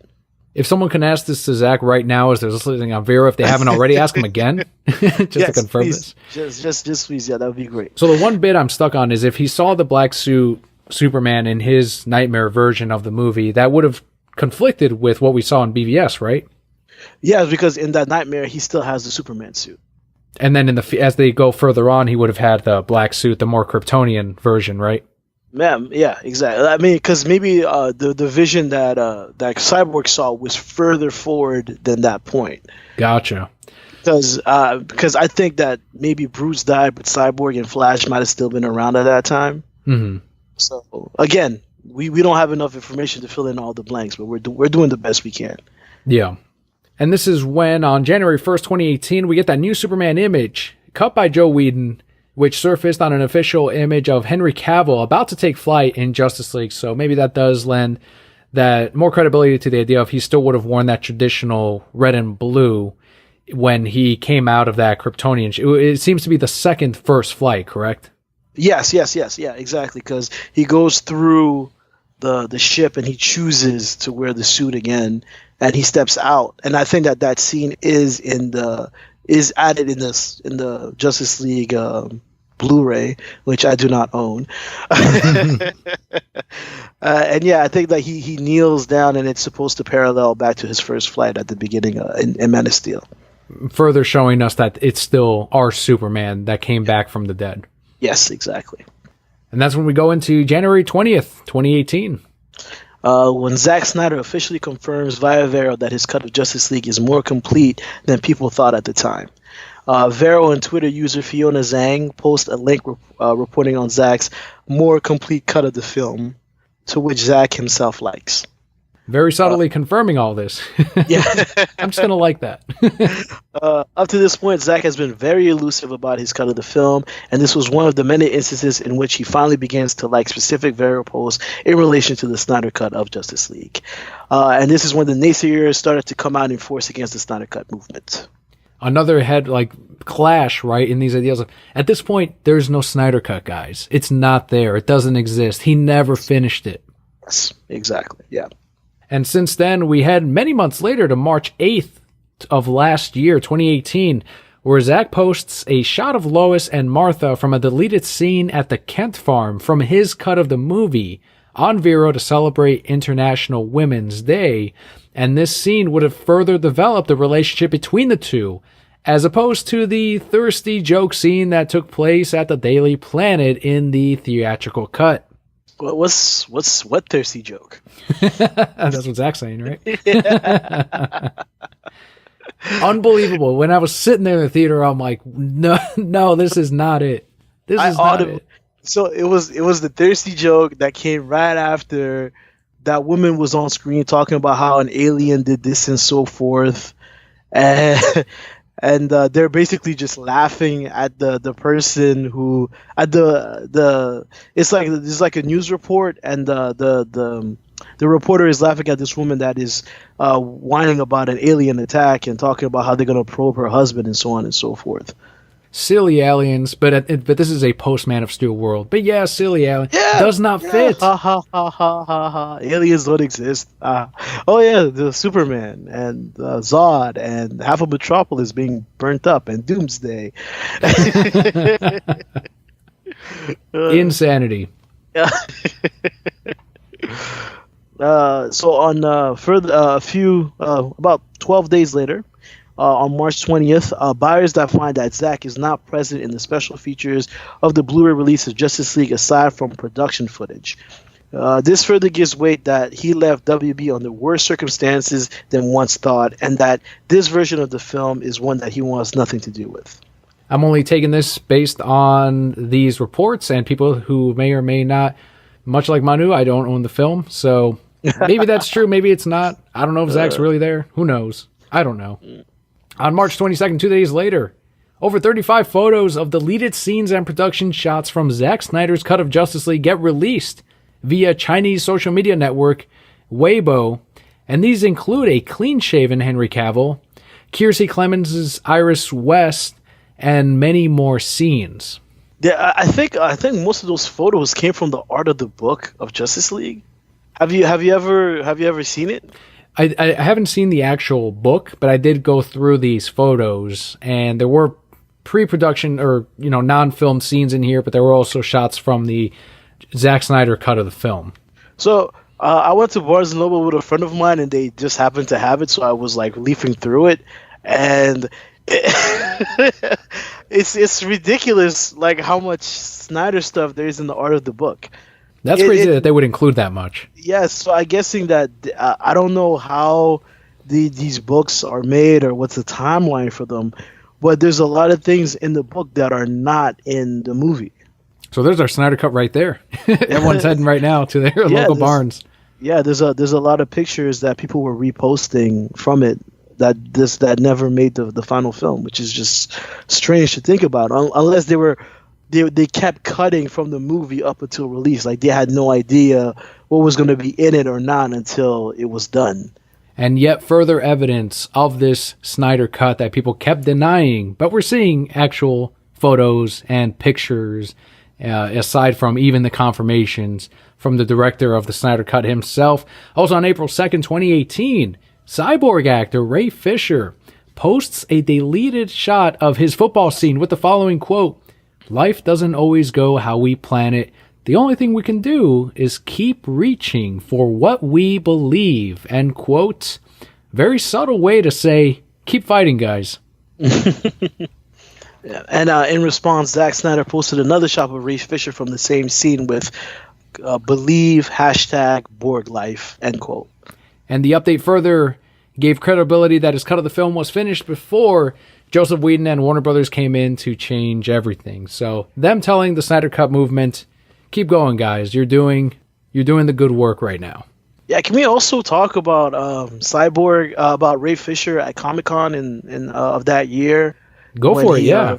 Yeah, when he was on stage and they were talking about the film, he got up and he was wearing his standard, at that point, standard work life T-shirt. I think he had them made in every color imaginable, and he ripped open the shirt, and underneath he was wearing a I Heart Zack Snyder T-shirt at Comic-Con in I think 2017. Famously, now you can find them on TeePublic, and people are wearing them. Fantastic! People put that as their profile pictures for a while. Yeah. It's interesting. It's another interesting tidbit to all of the going-ons that were probably happening back behind the scenes at the time. Yeah, I think there was even some, from seeing all of this over the last couple of years, some outer organization between Zack, his crew, and the actors on. They knew what was happening and they were in support, as for the most part, I think, for his original vision. Mm-hmm. Yeah, definitely. I mean, especially somebody like Ray Fisher, because there's no denying how much of Cyborg stuff was cut out of the theatrical cut of Justice League that we got. Yeah, obviously many characters were drastically changed because of this, a huge one being Superman, but the heart of the film, Cyborg, who is tied in to the mother boxes and in turn the future of the DC universe, that's a massive loss. That's a mass, yeah. Okay, where are we at? Are we on April 23rd now, 2018? That's right. Joe Manganiello tweets a shot of Deathstroke from the Justice League theatrical post-credit scenes, crediting Zack Snyder for taking the shot.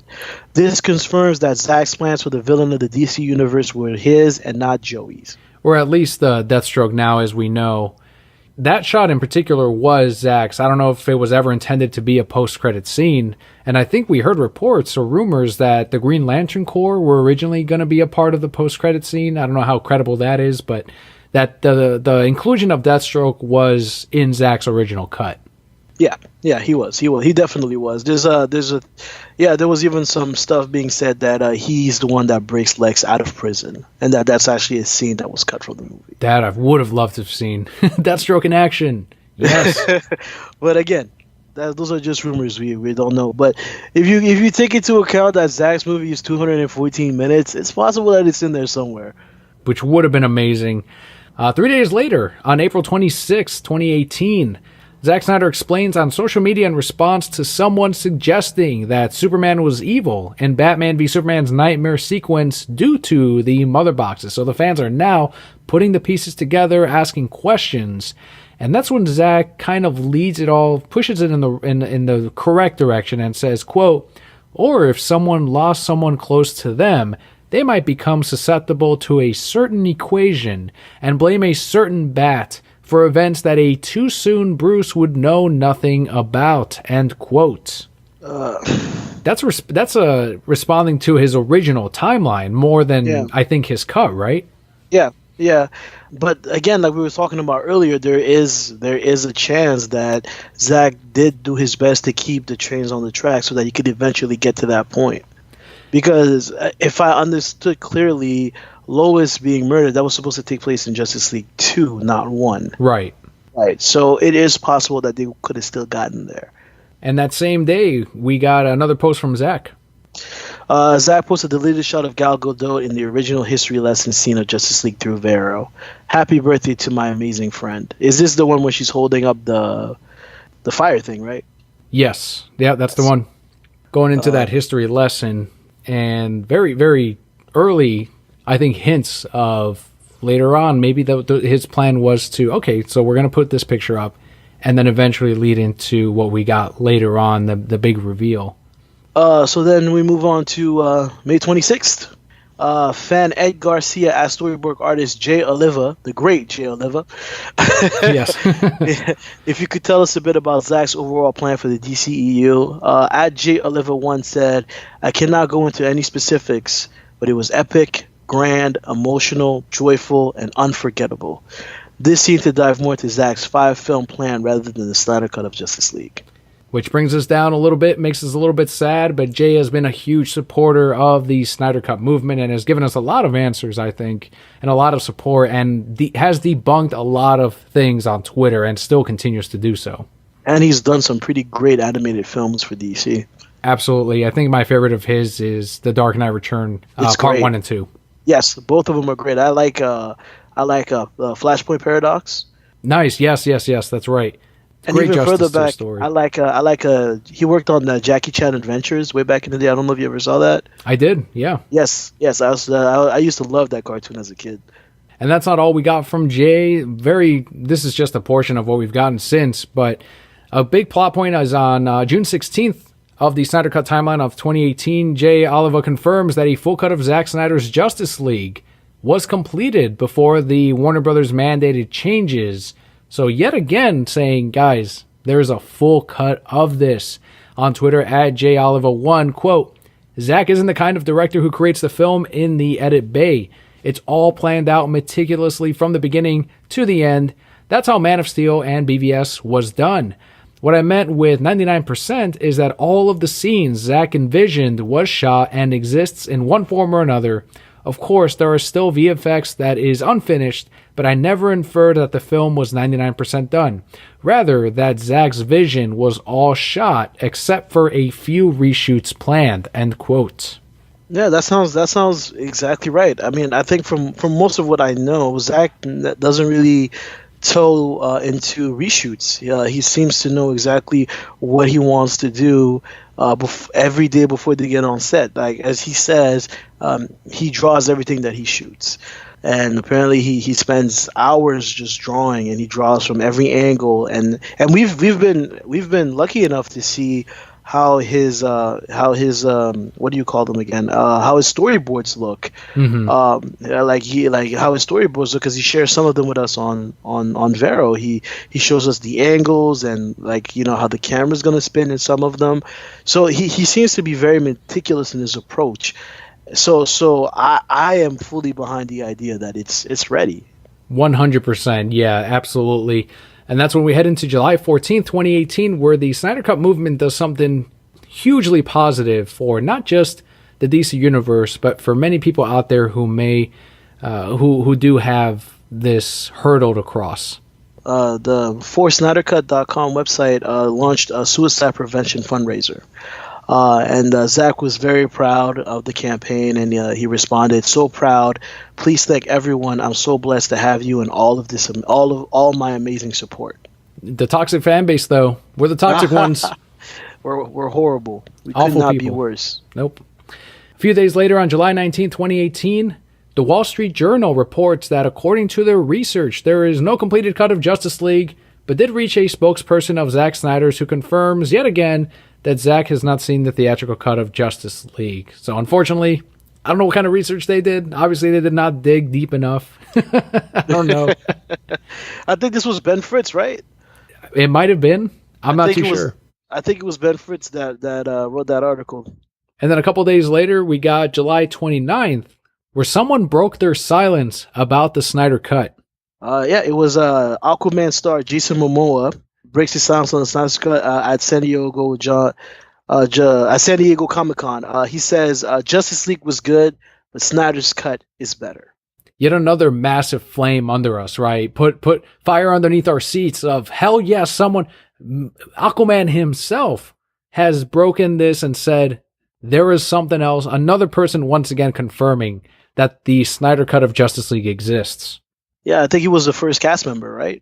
I believe so. Yeah, that might have been the first one and has since said more. I mean directly, because we got just LeBoy's secondhand account from Siren Hines. So yeah, this was. And that's when also in July, Justice League actor Mark McClure, also known as Jimmy Olsen from Superman the movie, he cameoed in Justice League as a police officer during the scene where Superman is fighting the Justice League initially after the rebirth. He revealed that the Superman resurrection happened much earlier in Snyder's cut of Justice League. And via comicbook.com, he said, quote, "There's a big fight sequence in the park where Superman's statue was, and it was more at the beginning of the film, so it all got kinda changed around. I'm not quite sure why it was, whether it just didn't work with the story. I think it was such a hard sequence with the fights and everyone together where they wanted to save that moment. That would be my guess on that," end quote, which is very interesting to know that maybe it could have been earlier in the film, this whole resurrection at least. It's interesting, yeah. I know that we've had a lot of debates about if it took place early on in the second act or at the end of the second act leading into the third. But I think that learning about the length of Zack's original cut kind of like forces us to rethink about the whole direction of this film. Yep, very true. Absolutely. October 11, 2018, DC Films Hub's John Aaron Garza writes to Zack via Vera asking if a concept art piece from Justice League confirmed that the parademons were originally supposed to be repurposed humans. And Zack's response was, yes, it was deemed too scary. Justice League concept artist Victor Martinez posted the original image on his page of Batman coming across a warehouse of mutated cocoons. Awesome image if you got the chance to see it. Yeah, very horror filled and very spooky. And I think they showed the post changes concept art of that from what I remember without all the cocoons of just coming through across the warehouse. Maybe I dreamed it, but I thought that's what I saw as well, like a comparison shot of the two. But that's yet another 3-4 scenes of us watching humans get changed into the parademons, and maybe when Cyborg's father, although we do learn that in his cut of the film, he passes on, right? Yeah, I'm pretty sure. I am almost certain that he doesn't make it. Do you think he would have been repurposed as a parademon? I didn't think about that. I thought that he would die during a Star Labs battle that we never got to see. Gotcha. Okay. Because there's a whole sequence at Star Labs that we do not get to see at all in the movie. There was a lot of promo material that was taken there. There's pictures of Batman, Wonder Woman, and the Flash within the lab, and we never get to see that in the movie. Even in the first trailer of Justice League, there's this shot of Cyborg that's screaming at the camera. He's screaming in pain. Mm-hmm. And I always assumed that was him reacting to his father's passing. And I think the fact that this is just concept art does not mean that it was shot at all. This is not Zack's storyboard. So with him saying that it was deemed too scary, maybe it was like, all right, well, then we'll just change that portion of the script, and then we'll shoot them being, Darkseid's parademons actually coming from Apocalypse. And that's when go ahead. Again, it's a shame because when you talk about Suicide Squad and how Enchantress was creating her army, it was also repurposed humans. So I just like those continuing touches in the DCEU, like down to how Enchantress's transformation was very much like Shazam's transformation, where she had to say the name to transform. Like all of these things just seem to like fit into this like one perfect universe that just had like its own set of rules and laws and just way of doing things. Exactly right. We would have gotten way deeper connections to all of this than what we have now. And we're getting to fall of last year with October 13th, 2018. DC Film Hubs and Screen Rant reveal 3 images of the history scene wall sequence that Wonder Woman comes across in the Snyder Cut of the film. And this reveals the idea that the sequence wasn't revealed through Diana and Bruce's conversation with Cyborg kind of overhearing, but instead through the artwork that Hippolyta led Wonder Woman towards. And that's when we get a wall art image of Darkseid during the first invasion. Oh, man. Yeah. That was... Yeah.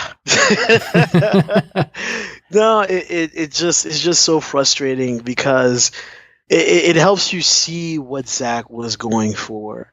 When the world was attacked all those years ago, you had the clans of man and the Atlanteans and the Amazons and the Lanterns all coming together and fighting together to repel this great evil.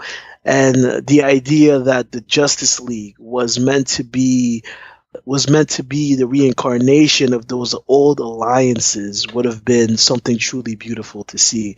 Especially if you take it a step further, that the gods such as Ares and Artemis and Zeus were part of those battles and fought with men hand in hand. It just furthers this idea, this notion that gods walk among us, which is so paramount to the idea of DC Comics.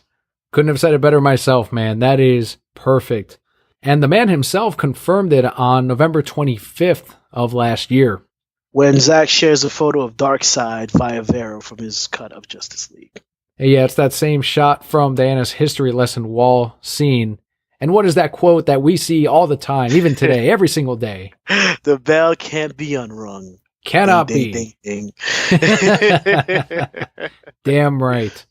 Damn right. And that's yet again him telling us, keep going. Keep doing it. On December 3rd, 2018, Aquaman star Jason Momoa revealed through an interview with WSVN-TV his final scene of Zack's cut of Justice League, in which he says, quote, "In Zack's cut, we had it where I was with Volko and Mara, and I say that I have to go home. And they say there's this force coming that I need to help. I'm like, I'm going home to see my dad. I get into the back of a pickup truck and pound a bottle of something, and off he goes, the Wanderer." So that was kind of the end of Justice League, where I was going. Cut to me coming home and run into a submarine, end quote. And this, again, goes back to what we were talking about how these films before were so interconnected, where one ends and the other picks up right off of that. We do get promotional material of Aquaman in the back of that truck driving away. I think it's in one of the AT&T short character moments. I think it's in there that we see that shot that he's talking about. Mhm. And I think that's such an eloquent way of going from Justice League and diving right into Aquaman, which was meant to come out a few months later. Yeah, and to anyone saying that Aquaman is not at all Zack Snyder's vision and it's a full departure, I think this tells us that at least that even now Zack's very supportive of Aquaman, so that's still an extension at least of his vision. Yeah, I'm sure it's not. I'm sure there were some changes made to Aquaman as well, but I think that some things stayed from the original timeline. So we move on to December 7th. In an interview with MTV, Jason Momoa is asked about the Snyder Cut, and he says, "Fuck yeah, I want to see it." Famously, you see that GIF all over the place. I love that the reporter's like, "Oh, okay." Oh yeah, he was not expecting that response. He's like, all of these people are obsessed with the Snyder Cut. He's like, I'm obsessed with it too. Yes. Fuck yeah, I want to see it. He was trying to make us out to be like crazies, right? Like tinfoil hats. Yes, exactly. And you can even see Jason as he's leading up to his answer. He's kind of thinking about it, like, all right. It's like this is the part of our business that's hard. We can't talk about everything, but I just like before we move on, it's like just talking about Jason and how kind he was towards Zack during that promotional tour of Aquaman. Like he dropped Zack's name every chance that he got. Like, hi, how you doing, Zack Snyder? Like, nice. What did you have for breakfast today, Zack Snyder? Like every chance that he got, he would drop Zack's name, and he talked about how thankful he was to Zack and how he invited Zack to his wedding. And he showed him around his home, and he said, like, if it wasn't for you, none of this would be here. There were times in my career when I couldn't even put food on the table. And it's just so impressive to see just how much appreciation and kindness towards Zack that Jason carries with him so much. Even when you see Jason's YouTube channel, in which he shares a very, very many personal portions of his life with his family, clips of him going to the different premieres during Aquaman, and even now when he interacts with all of these musicians, you see the nature and the kind nature that he has within him. Like, you can't fake that through not only these press releases, but through these personal blogs that he has put together. Jason deserves all of the success that he's received from Aquaman and more. I'm glad that he has reached this point with Aquaman and the huge success, whatever it may mean with the DCEU moving forward. This is the guy that much like everyone else involved in Zack's vision of the film deserves that kind of success. And we got Gal Gadot's in a great place with that. Jason Momoa is there also. And you're glad to see this success come to someone like Jason. Yeah, and I really hope the same for Ray Fisher, because I think that this was meant to be his big break as well. Absolutely, and it was taken away from him. I think that he's very talented, and even in the Mango Justice League that we got, I think that he was still able to show that that if he was allowed to give the performance that he was meant to, that he would really shine. And I really hope that he finds something to really put him on the stage. Absolutely. And I know Ezra Miller has also been really fighting for the solo Flash film, but I think if anyone is going to truly benefit the most as far as maybe getting their solo film is if the Snyder Cut releases. I think there's going to be a huge movement not only to see David Ayer's possibly Snyder or original cut of Suicide Squad, but to now really get that Cyborg solo film based on the expansion that we get in his cut. I agree. I would. The man deserves it. Like I said, I don't know if you saw the last season of True Detective where he played a small role in it, but he has such great presence. And he has this amazing voice. I know it's straight. His voice is just. I just like I just really like his voice, and I just think that I would like to see him in more things. So I really hope that things work out for him. Very much agreed. And we're down to our last 3 bits of this Snyder Cut retrospective episode. on March 28th, 2018. Massive day for a lot of us. We were all glued to our phones. We were I think up on Vero. 2019, right? I'm sorry, yeah, 2019. I apologize. You're still on the treadmill, dog. I'm gonna edit this so I don't seem wrong. No, Okay, this all of stays in. So through Zack's 3-day panel of Dawn of the Dead, Watchmen, and Batman v Superman, he continues to once again further confirm that his cut exists. Quote, all I can say is, sure, there's a cut. It's done. I have a cut. I have a bunch of them. So it's not like, that's up to them, end quote. You see that gif all the time as well. And he also said that the film needed a few CG tweaks and that his cut is 214 minutes long, according to an attendee. Well, it's also apparently on the T-shirt that was made for the event. The number 214 is somewhere on the shirt, and that's what it represents. Were you on Vero like right away? Were you watching this live? Yes, I was. Insane! Like the whole 360 vision that they did with this, they really did some craziness with this event. Yeah. I was looking in the crowd to like see like if some people that I knew from the timeline. James, Mass Critical, that's on the Exiles, was present, and there were quite a few people that we know from Chris Wong was there, Dave Pino was there. It was really great to see all of them in that room together. I know there was a lot of frustration at the time of people were suspecting that the questions were maybe screened ahead of time, or a lot of speculation about that. Where do you sit on it? I get it, but also I don't think so, because I do think Zack wanted somebody to ask him, what about the Snyder Cut? I think that he was waiting for it all weekend so that he could give the confirmation live during the panel and not afterwards during the signing of the shirts. I do believe that he wanted it bad. He wanted somebody to ask him about it. Why do you think so many people were apprehensive to ask that question during the panel? I mean, we got some Spider-Man questions, and then we got... What do you think?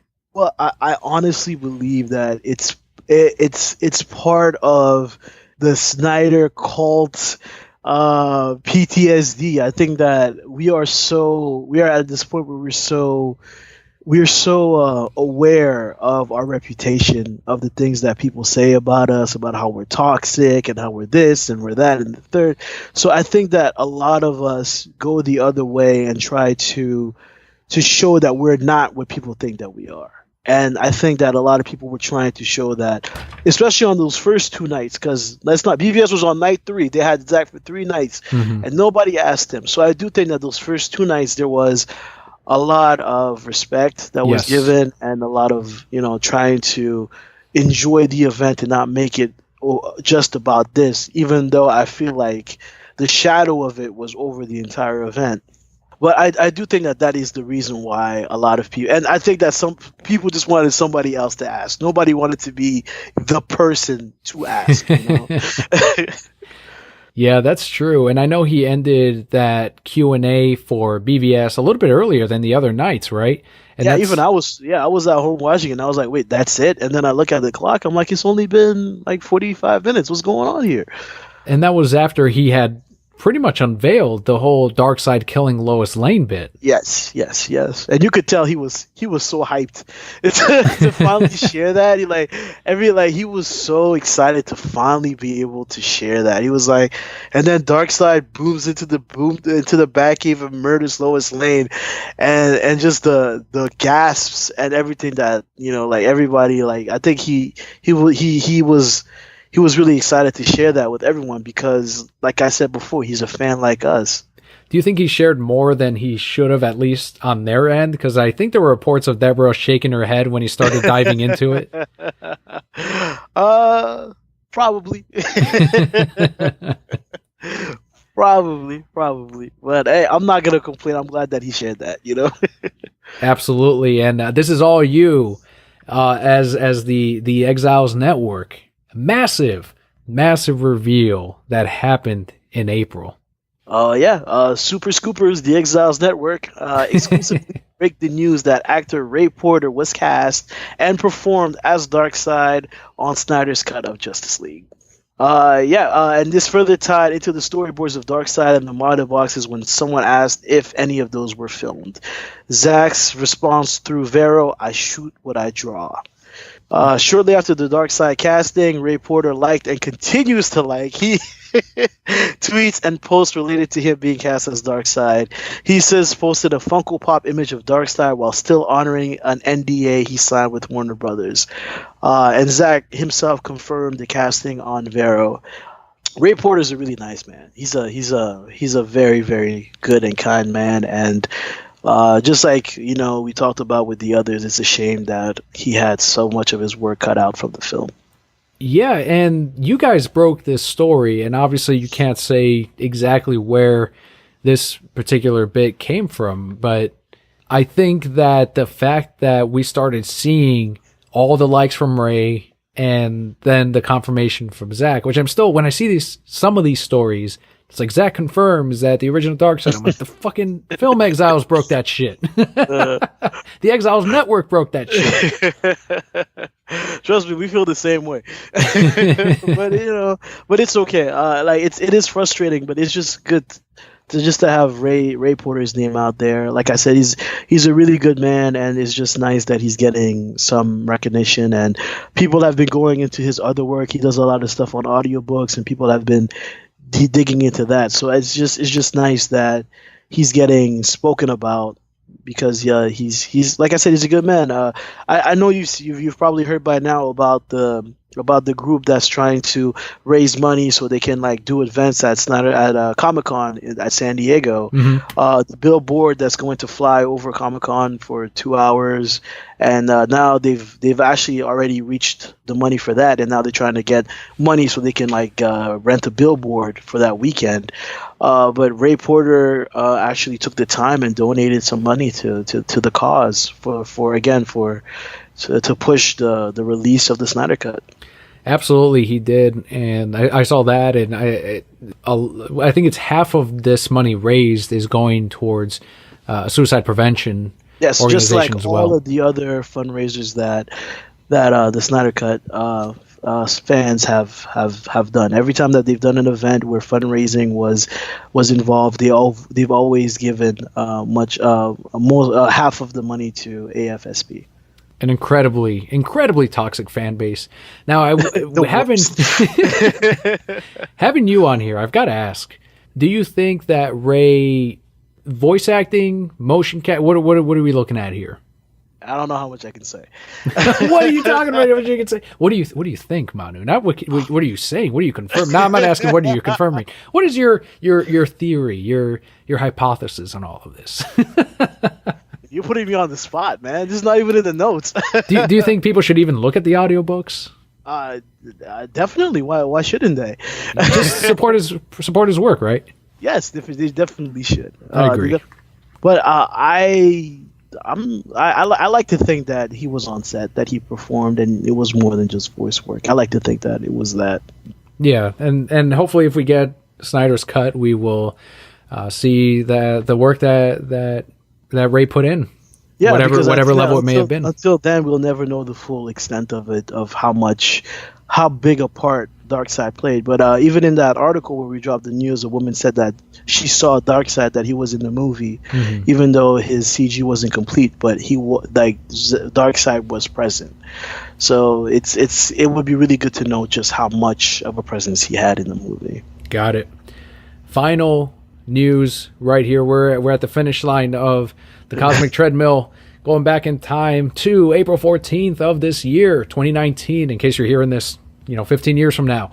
Justice League actor Nick McKinless revealed that he, playing Ares, had shot scenes of him fighting Darkseid himself during the history lesson sequence, and through his Reddit post, he said, quote, "I played Ares in Justice League, not the previous actor. I was not credited for my work. We shot a whole fight sequence with Darkseid. I trained for 4 months to get in that shape. Zack was amazing to work with." End quote. Yet another expansion on the history lesson, and I think we wouldn't have gotten this information if it had not been for the exclusive story from you guys at the Exiles Network.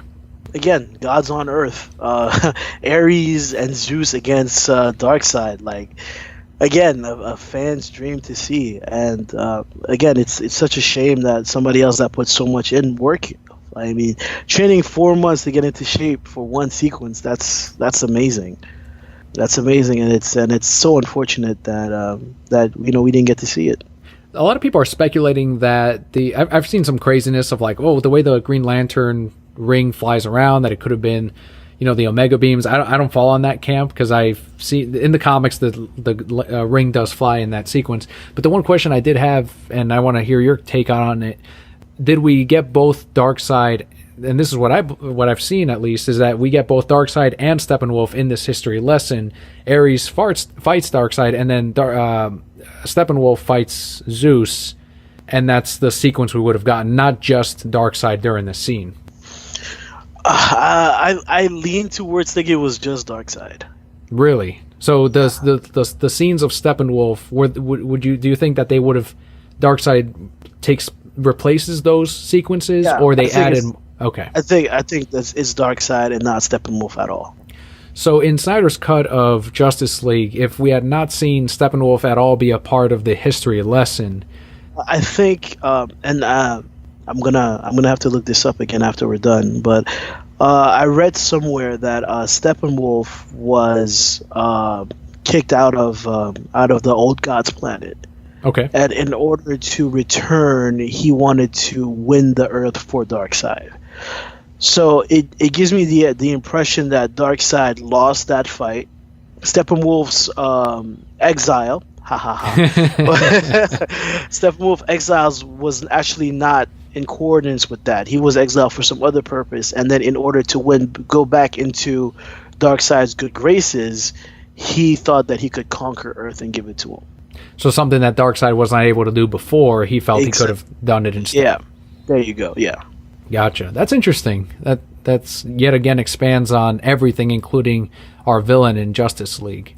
Yeah, well, that's just my my theory based on some quotes that I've read. I need to find those quotes again because So speculation on this particular history lesson. Yeah, but I do think it was Darkseid or Uxas, right? That's right. That's I think it was Uxas because I think we even see there's some storyboard artwork of it was Uxas and not he wasn't fully formed Darkseid at that point.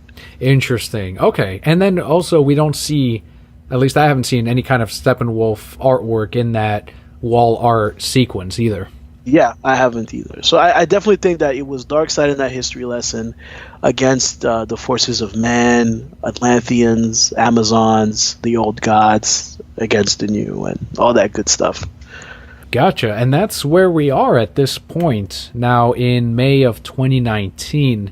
Is there anything that brings us to today that you think should fill the gaps, or have we pretty much gotten almost, what are we looking at here? A huge portion of the Snyder Cut since 2014? Wow. Like we've had a lot of revelations, yeah. I mean, we could add that yesterday. Today is May 1st, so yesterday, April 30th, Ray Fisher did post on his Instagram, Twitter, and Vero a behind-the-scenes view of his of a scene of him playing football. That was shot for Justice League, and one of the big set pieces that they shot that never made it into the movie. So yet another type of kind of, here you go. Here's a little bit more to keep fighting for. I think to summarize where they've gone in the Snyder Cut retrospective, just to close all of this out, is that all of this is deliberately released. All of this is done in a timely manner to kind of continue the fight, continue the movement, the hashtag Release the Snyder Cut movement. And it's not us alone. I think the crew and the members and everyone that worked on that original cut are with us, and all of this is a planned release and almost like a hype machine for what they hope is eventually the release of the Snyder Cut. Yeah, and the Snyder Cut event was a huge shot in the arm, I feel. I think that before then, the movement was losing a little bit of steam. I think that Aquaman had just come out and people were excited, and and the movie had made $1 billion, and I think that the movement kind of slowed down. But the SnyderCon event really, it was like a shot of adrenaline in the arm of everybody, and it kind of got everybody recommitted to doing all that we could to get this cut released. And there's the great Release The Snyder Cut page on Twitter that's got about more than 3,000 followers now. That's been doing a great job of helping to organize and get people together, and it's just I just think that it's just feels like it's a cause that's worth fighting for. You know, it's not just about a movie, but it's about these people that also worked on the film. Absolutely. It's about artwork. It's about getting your vision out there. It's about filmmaking. And yes, exactly. that's what's important to this. It's not about, well, if this releases, maybe in the future we'll get the original plans for Justice League and we'll get a dead Batman. No, that doesn't. If we don't see that again, if Zack never comes back, and as I've said before on the podcast, I wouldn't blame him for not returning if they for some reason asked him to come back and kind of work on more films. I wouldn't blame him because of the way that he's been treated, especially this particular piece.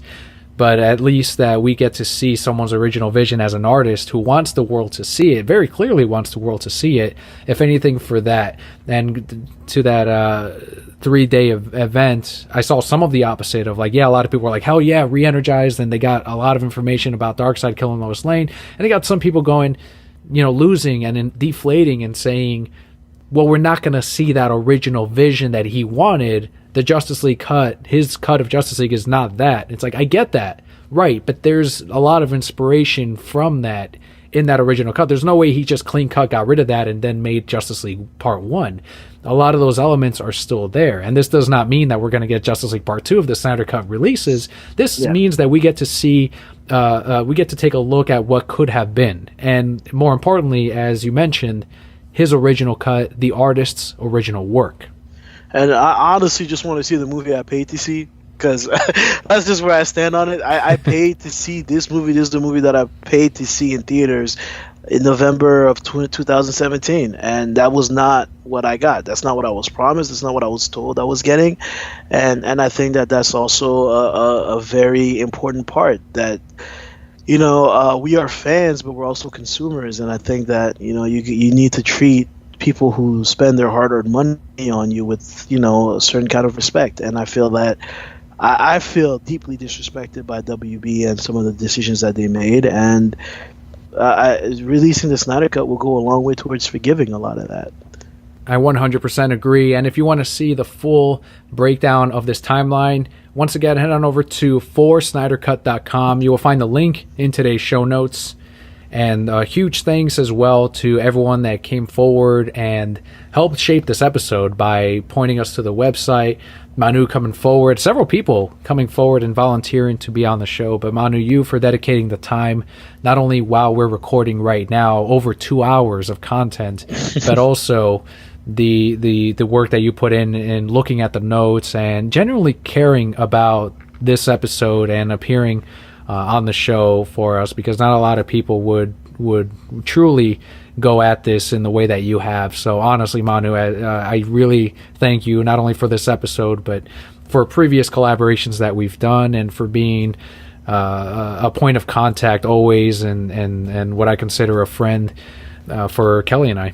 Oh, well, that's great. I feel the same way about you, and it's my pleasure. I love your podcast, and I really enjoy talking to you and Kelli. I think you guys are really, really good people, and it's, well, whenever you need me, man, I'm here. Very much appreciate it, Manu. And also a huge thanks to Millennial Mike for getting us all in contact with the Film Exiles and with many other members of the network. Huge thanks to everyone that is listening to the episode and who helped out in sending in feedback and links and everything. But Manu, once again, where can they go to find the Exiles Network? You can find us at the Exiles Net on Twitter, or on Instagram. We're on Vero. We're on we're basically everywhere. You can find us at the Film Exiles. That's right. There's going to be full, once again, links on everywhere you can find the Exiles Network in today's show notes. We're going to go ahead and end the retrospective with a couple of voicemail messages that we got via speakpipe.com. Hey, before we go, let me ask you something. Let me put you on the spot. Do you think that the WB will release the Snyder Cut? I think it's coming. You do? I think it's coming. I honestly do. I think it's aside from the different voicemails that we've gotten from the different operators at Warner Brothers, and the support that still continues from Zack and everyone else that worked on the film. I'm still not changing and calling it the inevitable release of the Snyder Cut. Oh, I like your enthusiasm, and I want to believe the same thing as well. I just hope that WB doesn't know us as well as I know us, because I think that what's going to happen is they're going to release the Snyder Cut, and we're all going to be happy for a day, and then the next day we're all going to be mad again. And then, why didn't you release this in the first place? God damn it! It's going to be a joyful anger. Yeah, yes. I mean, at least there'll be a little bit of release from like the past 18 months of ridiculousness that's taken place. Absolutely. So thank you so much again, Manu, for joining us on today's podcast. Oh, thank you for having me, Dan. And here it is, everyone, a couple of voicemails from members that are expressing why the release of the Snyder Cut is important to them. Otherwise, thank you so much, Brokettes. I'm Daniel. I'm Manu. And Broket Core, all will be well. All will be well. What I feel about the Snyder Cut is that it's supposed to help let fans get to see a version of the Justice League movie we're supposed to have gotten, but never did because Warner Brothers tried to compete with Marvel and make a safe, bankable movie that didn't even make any more than Man of Steel, Batman v Superman, Suicide Squad, and Wonder Woman. Even though you can say all you want about the other films made after JL, at least they had a specific vision in mind. For example, Aquaman had a vision that James Wan had in mind, but it wasn't butchered. Same for Shazam, even though some can debate about Jeff Johns' involvement. But the Snyder Cut movement helps with making sure that no artist's vision gets left behind by studios that want to make a safe product, while at the same time letting fans get to see a version of Justice League that can hopefully bring in Zack Snyder, Ben Affleck, Ray Fisher, as well as Ezra Miller back into the roles of director and actors, respectively, and see the real Justice League 2 while still having the other movies that Warner Brothers wants to make for quick bucks. Hopefully we'll get to see that stuff very soon, even when Endgame is getting all the attention, despite the fact that Endgame is a bootleg of what could have been Zack's plan. I mean, for me now, it's at this point, it's not just about creative integrity and getting to see a movie, which is all good anyway. Getting to see a movie we were promised and respecting directors' visions and all that, which is all good. For me, at this point, this sounds kind of sappy, I know, but it actually represents hope because in everything we go through, for me, everything I'm going through right now, it is the one thing that I have faith and like I have the hope. I don't know. I guess it's made me see, not just for me, but our capacity to hope and to have hope for something. Because like there are a lot of reasons to believe that it's not real, but we know it is, and we continually hope for its release. So in all the things that go wrong with all aspects of our life, I guess it's the one thing that I'm able to hold on to and hope.